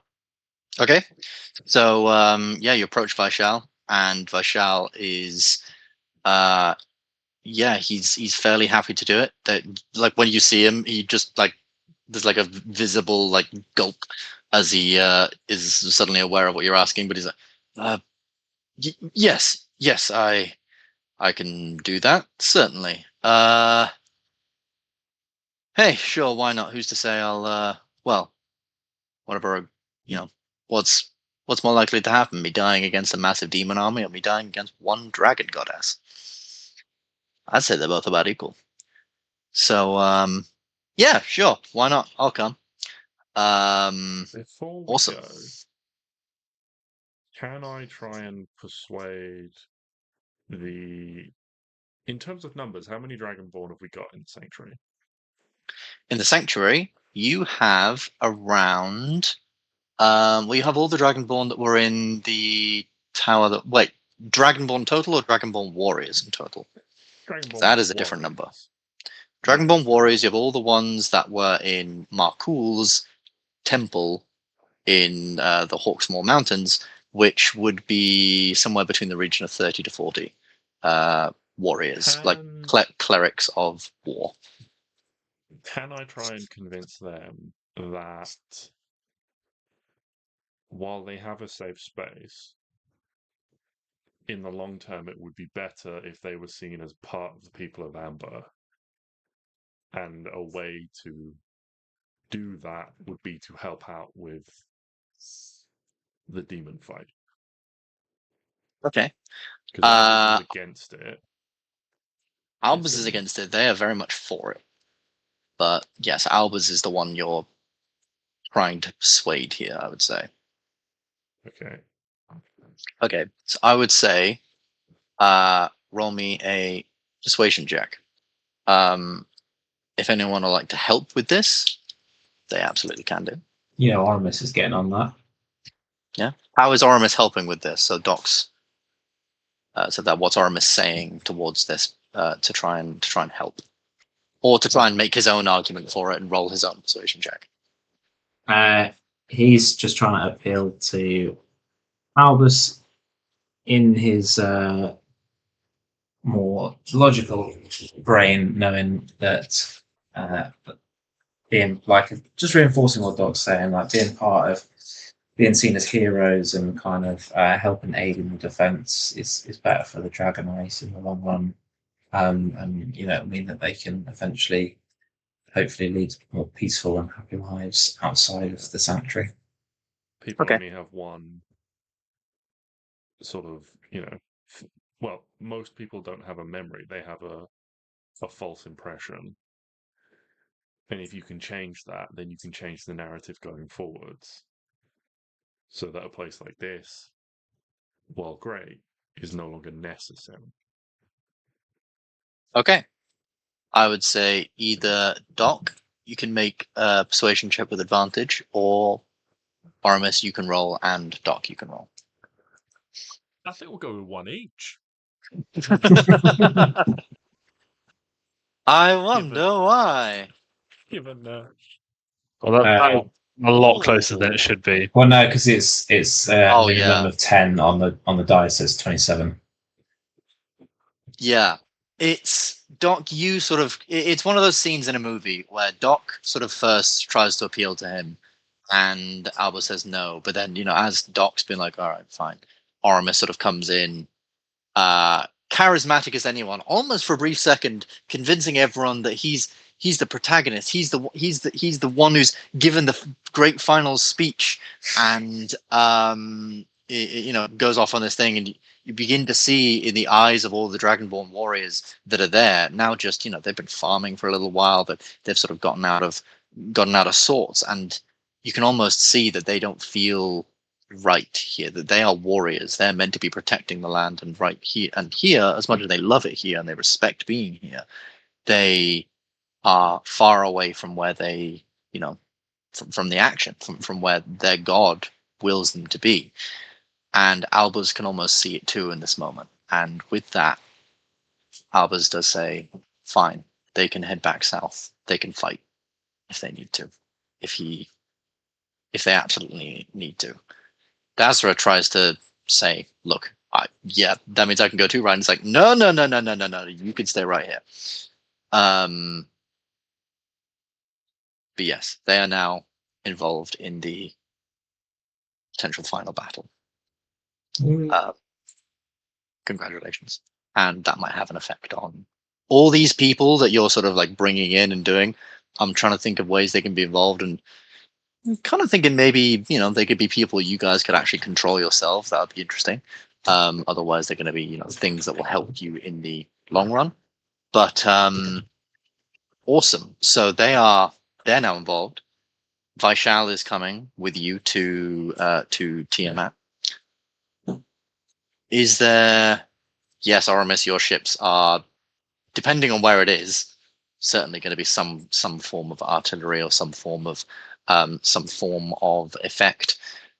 Certainly, is there anything else? Any final discussions? Any final pieces of information? Any final anythings before the characters depart? Imagine we're all gathered in a room around this. Yeah. Glendon holding a stick. Yeah. Yeah. Very white, glowy stick. Lads, it's been a long journey. Perhaps where we tread now, we won't come back from. Let's go and give it hell. Yeah. Fucking old man. You can see Daviak and Mazzy sort of have a moment. They give each other a big hug. Okay. They have a sort of like brotherly moment where, in at this moment they don't want to be seen as, weak, or they don't want to be seen as babyish. So they just, there's a lot more that's unsaid than that's said in their departure from each other. But they do depart. The Drengers watch as you all gather round. I think Gather around each other. Maybe. One thing actually before we of sort of meta-ish, a hero's feast. Oh. The night before, so that I can get my spell slot back. But hero's feast gives everyone immunity to poison and being frightened. Wisdom saves are all made at advantage, and plus 2d10 max HP. Nice. Very nice, very fancy. Oh, Glenda's never been this high. He's got a nosebleed. Love it. Is everyone invited to this feast? So it can be up to 12 people. What are you broken, Ben? Oh, I just broke a lamp. It's fine. What? Basically, I have my cable connected to the same. My iPad cable connected to the same connected to the same thing as a lamp, and I pulled the cable to try and get it a bit longer, and it pulled it off. I'm just going to be 2 seconds. Is that Just really temporary? quickly. Is that temporary hit points, JJ? Or No, it's an increase to your 2d10 increase to your max HP for 24 hours. Right. Yeah. 24 hours. Go ahead. Yeah, not prevalent. Otherwise, I was we'd gonna have say. more feasts. Yeah. So it's 2d10. Yes. Right.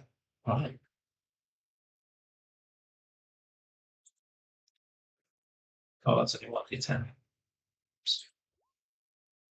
That's helped it a lot, Luke. Yeah. Yeah.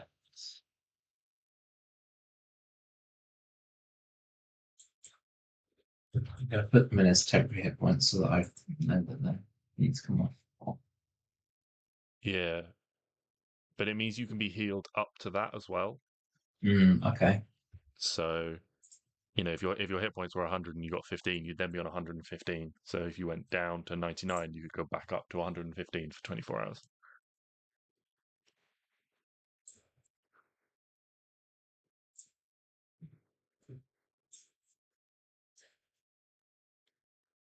And yeah, like immunity to poison. Yeah, it says up. It says you. It says up to 30, up to 12 other creatures in the spell's description. So, in theory, you can get 13 people, which I believe it covers everyone.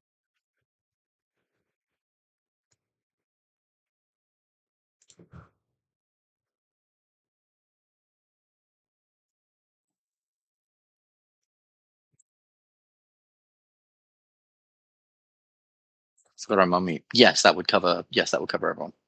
Okay, so yeah. Cool. And with that, the hero's feast consumed either as a breakfast. Yeah, probably as a breakfast. Big hearty hero's feast breakfast or something. It'd be the evening before because it's 24 hours, and then I get the spell slot back. Ah, right. Evening before then. I think at the meal, Doc would probably raise up a tankard at one point and give some sort of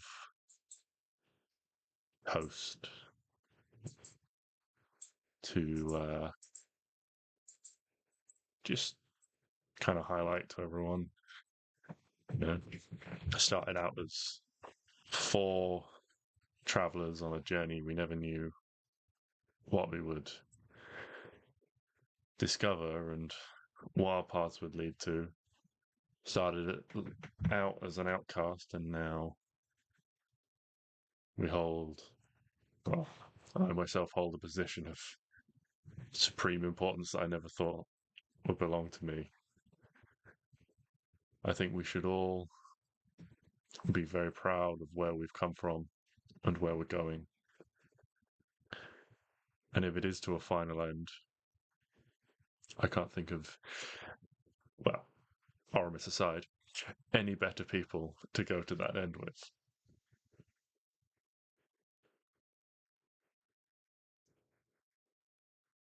Here.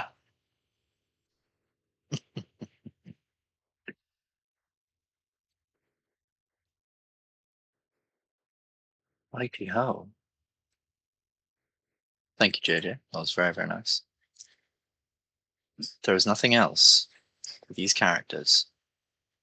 You awake in the morning, you get yourselves ready. As I say, the drinkers appear outside. Mazzy and Davyak say their goodbyes, and Davyak comes to each of you, shakes your hand, gives you a nod. And there is sort of just a moment of quiet amongst the group before eventually everyone gathers around Glyndon. The stick, the branch of Yggdrasil begins to glow, slowly, ever more brightly. And as it does, you feel yourselves just slowly become transparent as you get a feeling almost like you're slipping between something. Like you're slipping between the planes themselves, and you feel it. You feel almost something just pass through you, like you're physically going through a plane of existence. Because you're not in a plane of existence anymore. You're going to the place they are all connected, to the thing they're all connected by. You're no longer within the planes. And as you slowly disappear, the Drengers would see the Guardians just slowly fade out into nothingness. And as the Guardians, you feel yourself slowly fade into nothingness. And as you feel this, there's this blur of grey and of blue and of white and of sort of bright blue lights and red lights and all these different colours before eventually you hear something in the back of your mind say, "Oh, no, no, no, where do you think you're going?" And you suddenly feel yourselves lurched, wrenched, pulled in a different direction. So physically and so violently that you all physically just feel yourself pulled, and you appear now on the ground. Water, weirdly, washes up upon a shore. And you find yourselves sat on a beach. Well, lying down on a beach, face first in the sand. White, grey, bluish sand. Slowly, you begin to feel yourselves, pick yourselves up, and as you look sort of behind us, you look sort of to your left and behind you, you can see just ocean, just vast ocean of grey, bluish water, but with these motes of light just floating inside it. And it's very, very calm water. A breeze blows past that's cold, but also just gives a faint sort of numbing, like pins and needles sensation.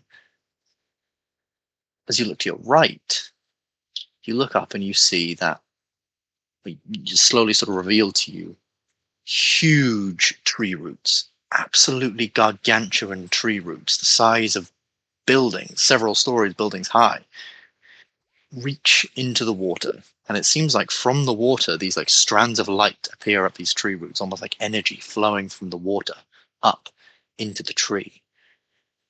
And you look up and up and up as this absolutely gargantuan tree, larger than you could have ever imagined, appears before you. And at its base is a village, a fishing village. One, not too dissimilar to this. There are wooden shacks and huts all about, quite finely made, very, very nicely made, much nicer than any fishing villages you've ever been to or you've ever known. They all share a sort of similar motif. Upon the island and up the pathways, you can see large gemstones, crystal, sapphire, emerald, topaz, different sort of large gemstones and things like that, just sunk into the ground, placed into the ground, almost like decoration. Not like you can't imagine any of these people have any kind of currency here, because why would huge gemstones like this not be picked up, sold off? They just seem to be like pathway decoration, and they almost glow with a sort of faint light. And you can see many people now staring at you, slowly walking towards you from their posts in the village. These people seem to be dragonborn, or at first you think they're dragonborn, but you recognize that they have tails. And you recognize that dragonborn naturally don't have tails, but dragons in a humanoid form do. So each one of these many dozens of people are a dragon. Blue, green, a sort of glass-like color, orange, purple. You've never seen these dragons before until you realize that their skin, their scales, are that of gemstones, not of normal dragon scales. These are gemstone dragons. Dragons that you've maybe heard of in fables and tales, and every now and again, particularly those of you who went down into the Yggdrasil dungeon and heard of Sardior. But you've never seen any dragons like these yourselves up close. These people wear basic clothing. They seem to live fairly basic lives in a sort of humanoid form. You watch as, just in the distance, though, one huge dragon does fly, sort of with a large sort of like pile of wood in its hands. And this dragon is unlike any dragon you've seen. They're more of the Asian variety, so they're more like worms. They're long, they don't have wings, and they seem to just sort of almost like curl through the air. And bursting sort of through the group is someone who definitely looks like an elder of the group. He is a little bit taller, not any wider. In fact, he's a quite sort of like slight, almost more dexterous figure. But he definitely has more regal things. He has like a large necklace of different sort of seashells and things like that. He has a sort of small crown with several sort of gemstones within it. And he is the only one here you can see that has red scales, red like a ruby. He looks to you and says, "Who might you all be?" Well, actually, I have 3 questions. Firstly, who are you all? Secondly, why are you here? And thirdly, can Aramis make me a wisdom saving throw?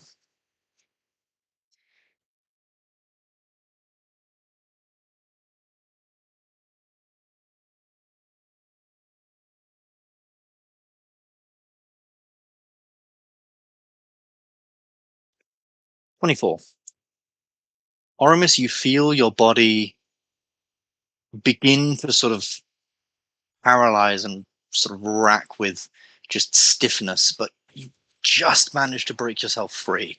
Literally just. You needed that nat 20 before you drop sort of to the ground. And he says, why have you brought this here?"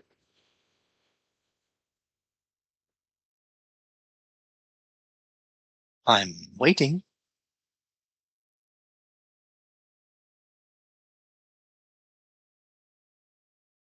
Well, we are here. Well, we're not sure why we're here. We weren't aiming to be here wherever here is, but this is where we find ourselves. Yes, you would have been somewhere up there, but I sensed you coming, and I thought I'd help you out a little bit, and be a little confused. No one ever comes here, no mortals, no one like that. And well, after I detected your friend, I sort of, is he your friend, or is he some kind of monster that has invaded your? Do you need him dealt with? No, that's just the way he is, unfortunately.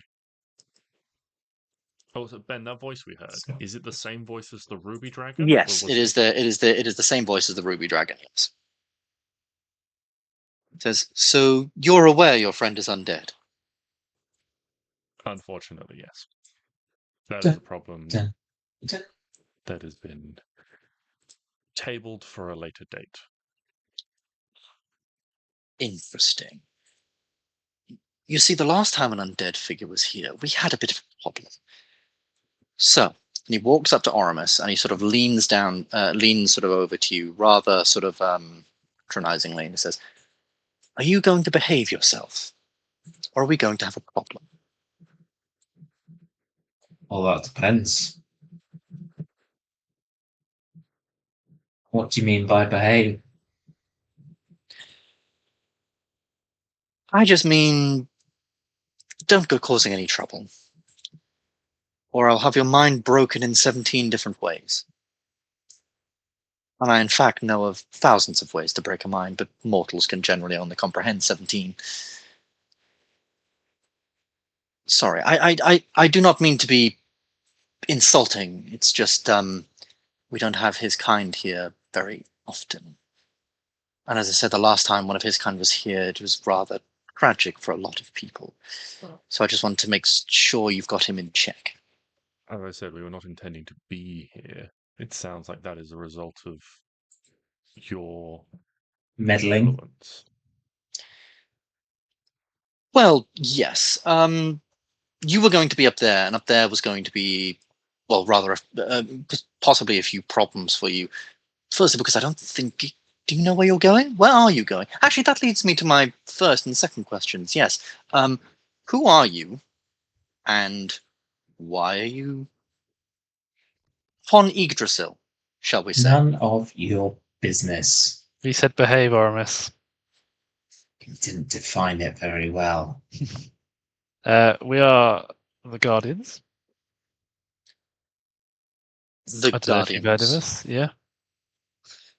So- Guardians We are of where Guardians. exactly? Guardians of Ambyr.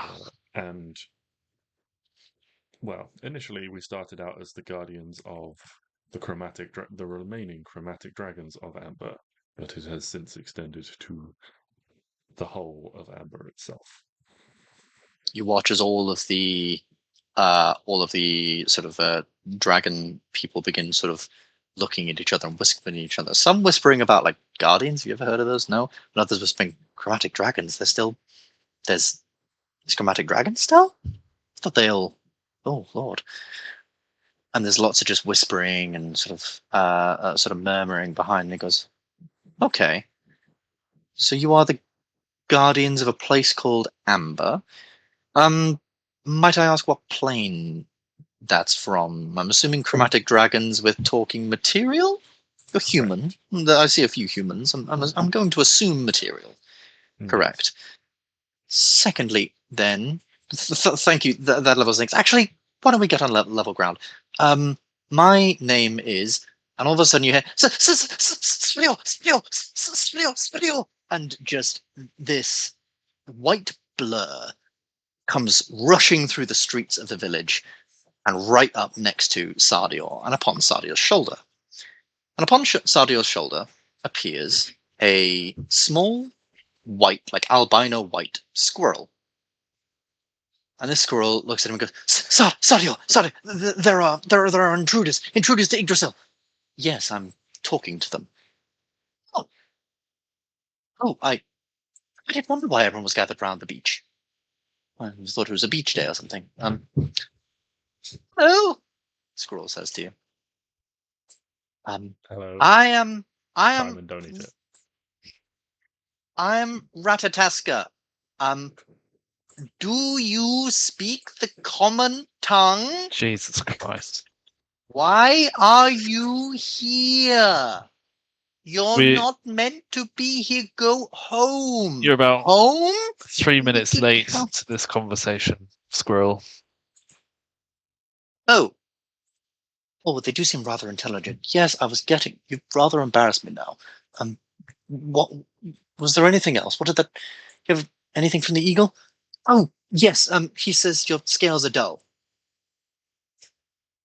Okay. Anything else? Dull as his dung. Oh, yes, that's more like the eagle. Well, you can tell him I fucked his mother. Oh, Oh. right. I guess That they was call you. left field. I guess they call you Neathog for a reason, right? And the squirrel immediately disappears, and you can see in a blur goes up the village and then up the tree at such a fast speed that even though this tree is titanically large, he gets to the top he gets within the branches within like a minute. But in the meantime, Sadio says, "Yes, and I have met Ratataska. He's something. Yes, as he said, my name is Sadio. It is very, very nice to meet you. I'm the keeper of the gem dragons. I don't. Have any of you guys met a gem dragon? We're very nice people. I'm not going to introduce you to all of them. That's a bigger problem. Why don't we next figure out why you're here?" That's quite a Well, you quite a long story. seemed to infer where you thought we were going. So it seems like you know where we're headed. Well, no, I know you were coming to Yggdrasil. There are a lot of planes up there. I don't know if your plane hopping got lost or... Oh, no, is that a branch? Oh, where'd you get that from? Interesting. Well, yes, there's a lot of planes up there. I don't really know. You could be going to any one of them. It is beyond me. Let us not beat around the bush then. We are headed to a small plane where Tiamat resides. At this point, he gets a little bit more serious, and you can see a sort of faint glowing upon his neck. And he says, "And why is that?" Because she is Needs to going die. break free. Yes, she's planning on breaking Oh! free, and has caught. We are there to make sure that doesn't happen. Oh! Oh! Oh wow! I'm so sorry. So you're here to kill my sister? You're here to Kill you first, mate. Aramis, shut up. I thought you said you had him under control. Yeah. Physically, yes. Verbally, not a chance in hell.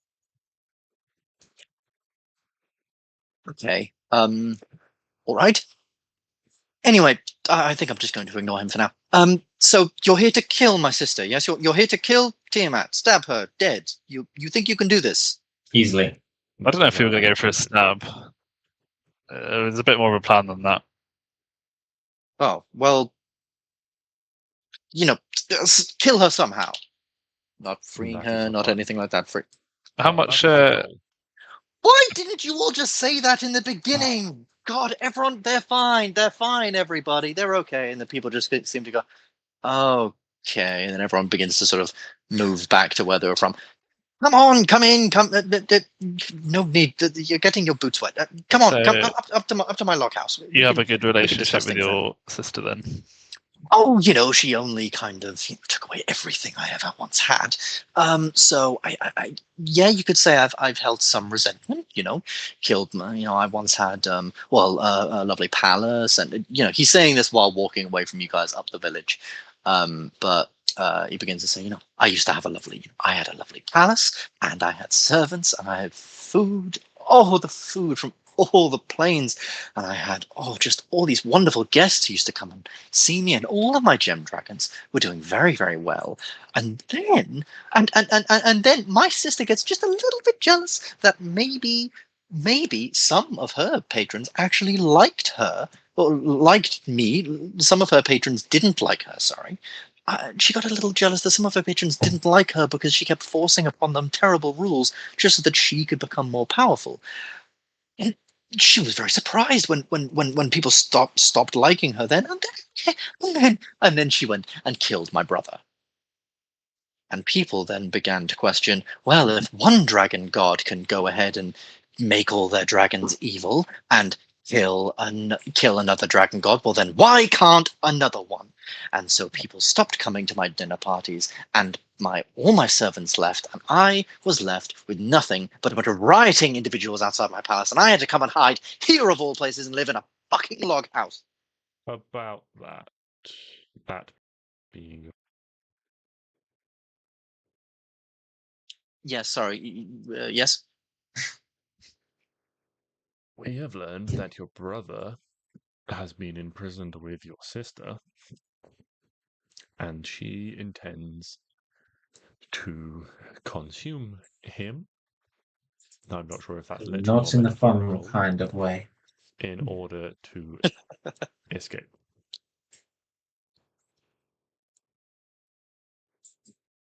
It's a cunt. On the solstice, when the barriers are weakest. Oh yes, I suppose that would make sense. Yeah. Give it to my sister. She always had an interesting way of getting out of things. She always got out of my dinner parties. I came to a single one. Sister forgot it. Even Muhammad came to most of them. Gosh, and he actually had worshippers that gave a shit about him. What a bitch. All right. You don't seem very afraid. Oh, trust me, I'm a little worried, but you're here. So, I mean, what do I have reason to be afraid? You're here. You're here to kill her. Well, I mean, the small interactions we've had with her stretching across another plane have been quite frightening. So I think dealing with her full force is going to be something else.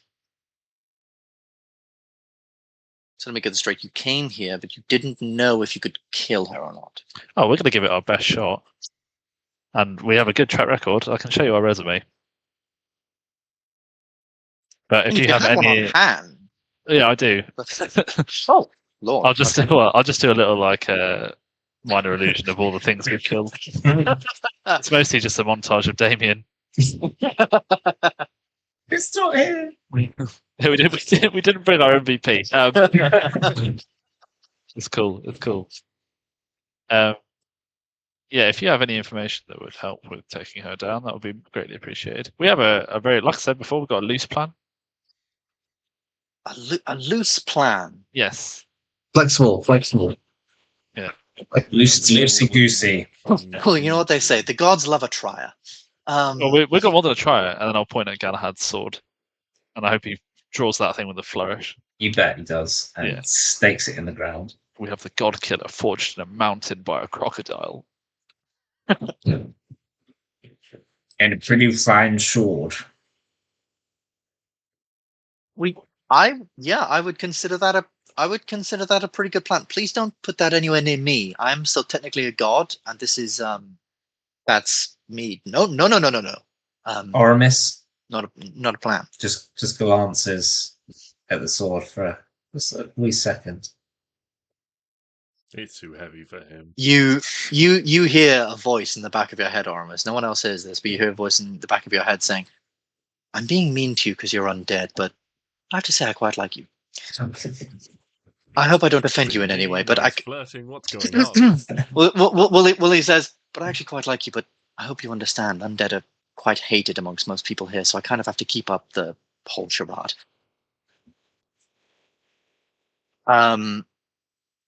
By now, you're back in his log house, and it's this large, sort of open, large open house.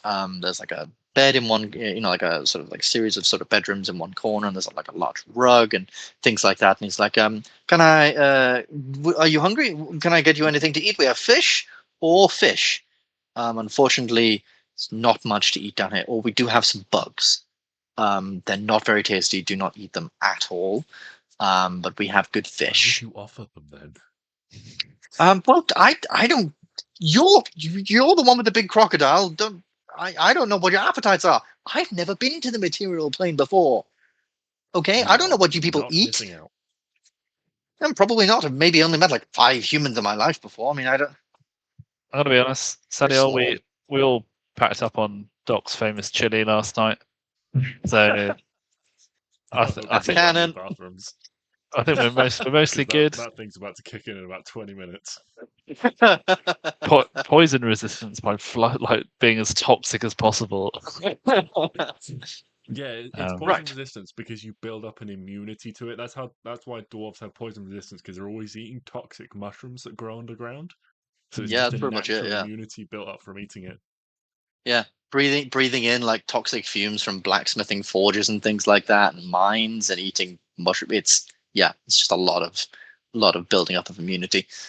He says to you, "Right, well, I mean, I guess we'll talk on our way up then. If you'd all like to, are you ready to go now? Ready to?" Yeah, we sort of, not to kill the vibe, but we sort of did this whole final speech thing. I thought we were going straight into the heat of it, to be honest, and this has all slowed it down a little bit. So This is we can get straight back into God, it. We're all in final stance mode, Yes, I can imagine if this was like a play or some kind of storytelling device, I might have slowed down the pace a little. I'm sure it's fine. I'm sure they can edit it out and post or something like that. Anyway, all right. I guess we'll go to the top or something. Yeah, screw it. I had nothing planned for sort of the rest of existence. Really, this is kind of just my life. So suffice it to say, I'm a little bit excited. I am curious.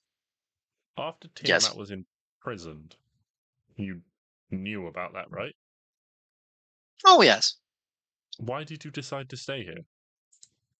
Because everyone hates dragons and dragon gods now. Did you not? Everyone, people are small-minded, and everyone just began to think, well, if one dragon god can go crazy, then why can't another? And my brother wasn't here, and I panicked, and I came here, and here I have been. And So now you like it's been this so baby long. brother? Well, no, we're all sort of the same age.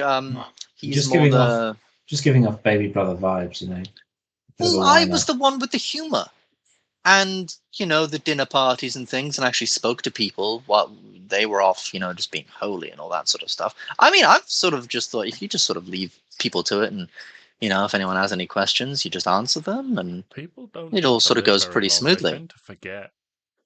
Oh yes, but I'm a god of. I mean, I'm a god of dragons and things, and people. Yes, I'm sure you humans don't live very long, and elves live some years, and dwarves live some years, and things like that. But generally, things like that. I mean, how are dragons viewed back where you're from? Well, we're kind of, like generally despised. Yeah, it's not great, but there was a whole war 500 years ago. So Yes. So you understand maybe why I'm staying here. yeah, but I mean, as you said, you're a god, right? Surely there is a lot more places than just here you could go. I mean, I'm a god in the sense that I was one. See, goddom is a little bit weird because goddom requires people to pray to you. And people don't really pray to a god of gem dragons. And gem dragons used to pray to a god of gem dragons until I came here. Now this bunch outside, well, they think I'm the bee's knees. But the ones everywhere else kind of just think I'm a little bit of a wuss. I can't. I don't know if they imagine have that term where you're from. And I completely understand, but I'm thinking, and here's my thought. If I help the legendary guardians of, what was it, Amber. Amber, thank you, guardians of Amber, defeat Tiamat, if I take you to where you need to go and Tiamat's defeated and everything like that, I can rebrand, as it were. Huh? Okay. I think this Are can you only gonna go do great. And with anything my brother else? back, now that you've told me about my brother, he can help me. We can figure things out. Okay. Can you do anything else other than take us where we need to go? Because we were kind of going there until you stopped us. No, I don't think I'll be joining you for the big wazoo, with Tiamat's whole breath that Yeah, can, no. oh Given your god, whole vibe, that didn't seem likely. But can you do anything else? Can I do anything else? Do, do, do. Oh, I mean, I suppose I could do this. And he takes in a deep breath, and he breathes upon all of you, and there's just this sort of like faint cloud, faint sort of mist, and you all smell rather lovely now. Oh, and you're level 20. Oh, what?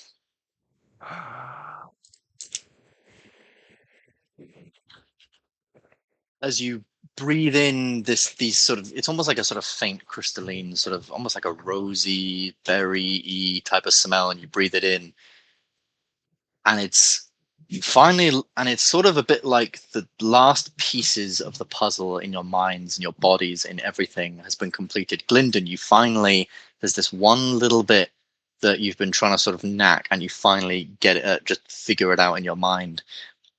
Oramis, there's this just this small thing maybe holding you back from your page, just a tiny little thing, and it almost unlocks. And Doc, you just suddenly feel that link to Apollo, and Kaiman, that link to Seku, just finally just complete itself 100% fully. And you don't think it's because of what he's done. You don't think it's because of his breath you've become level 20, but it's almost like his breath has unlocked that path for you. It's almost like his breath has. It's because of his breath, and it's not. If you sort of get me, it's like it's not because of him breathing on you. You become level 20. You yourselves needed to get to this point first, and you needed to have the knowledge and the drive. His breath has just sort of eased the pathway, and thus, congrats, gentlemen. Final level 20. Says, "Poof, how did that feel? You all, Nice. Thank you. Good. Right. We'd better go up. And he turns around and he sort of just looks at a part of the back wall of his space, and the back wall just slides over, and there's just complete darkness within. He clicks his fingers and a small mote of light appears, and you enter into the trunk of Yggdrasil. And it is just this long, winding staircase all the way up. You begin to slowly step up the steps, and along the way, Sardior talks to you. He asks many questions. One of the things you might have shown him was Lolth, and he does particularly ask about Lolth because he apparently did know Lolth. He says about one evening when he held a banquet and Lolth was there, as well as Corellian, the god of elves. She came along with him as one of his sort of consorts and things like that. He never liked her. Surprise, surprise.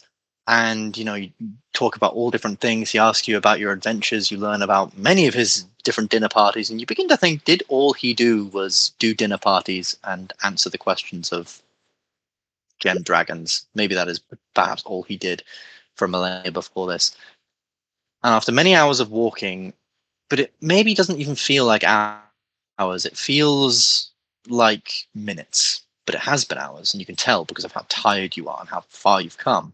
You eventually make it to not to the top of the tree, but to the branches. When you're within the branches, he clicks his fingers again, and a doorway opens. He says, right, I'm not going to follow you from here, but, hey, Ratataska, I know you're watching. Little creep. Suddenly there's a faint white blur. Yes. How can I help? And I was not watching. I was just waiting for a good time to talk. The eagle has something he wants to say to you. Fucking! I don't have time for all the eagle's insults today. Okay, can you just tell the eagle to take a break? Fine. What do you need me for? I need you to take them to the portal. Are you sure? The portal? Yes, I need you to take them to the portal. I need you to take them to my sister. Your sister? You're sure about this? Yes, I'm sure about this. Take them to the portal. Take them to my sister. Go. I'm trusting you, Ratataska. Yes, of course. Well, if you would like to all follow me. And very, very awkwardly, Ratataska moves at the speed of a regular squirrel, but he looks so uncomfortable moving this slowly. It's almost painful. Sardior waves you goodbye and says, well, I'll be here. Whenever you're done, you'll probably end up back here or back home or whatever. Just know that if you have any, anything you want or anything like that, if you beat my sister, don't be afraid to come and talk to old Sardi. And you're all invited to a dinner party after this. I swear I'm going to cook you the best meal. But just be what if you don't beat her and you end up back here? I might have to. Well, you see, the whole point of me being here is that I'm hidden away, secret, nobody knows. So that might be a bit of a problem. I'm sure you'll be fine. Go. I love you. Mwah. Good luck. Every bit of luck to you. Have fun. And Sardior waves you goodbye. With Ratataski, you step up even more steps and go up and up and up many steps. But now there is just this rock beneath you. And any of your characters who are even slightly afraid of heights or have any qualms about heights, just looking down, you think, oh, fuck, this is awful. Because you look down and you can barely see the village below you. And you keep going up and you keep going up until eventually you make it to a sort of flat area, a large sort of flat area. And there seems to be this sort of circle made of entangled roots and branches and things upon, next to this flat area. Ratataska sort of walks around each of you and says, all right, one thing I should probably warn you about is, Yggdrasil is, think of Yggdrasil like a body. And, when a body detects something that's not necessarily meant to be there, like mortals, for example, it's going to, it's maybe going to try and get rid of it. a bit like a body. I suppose you could say that you're an infection. Not that I'm trying to insult you. I don't mean to insult you. Sorry, that did sound like a bit of an insult. So just be warned, there might be. Oh heavens! And you hear the caw of a huge bird suddenly, and you see this huge eagle, larger than any bird you've ever seen, large as a dragon, fly down and land itself on a branch. And it gives this caw, this deafening caw in your ears. You see from the sides of the sort of platform where you're at, suddenly large, very, very large, glowing blue spiders begin sort of crawling up the side and moving around. And from elsewhere in the branches, you sort of see these swarms of sort of like almost like swarms of sort of glowing like fireflies, almost like swarms of these like fireflies, but with these wings that almost reflect the light as if their wings are made from like blades or something, sort of flying sort of down. And you see several swarms of these things coming around. He says, I'm gonna have to find the portal. You all just hold them off for a brief second, okay? Bye. He leaps upon the portal, and I will bring you guys over to here.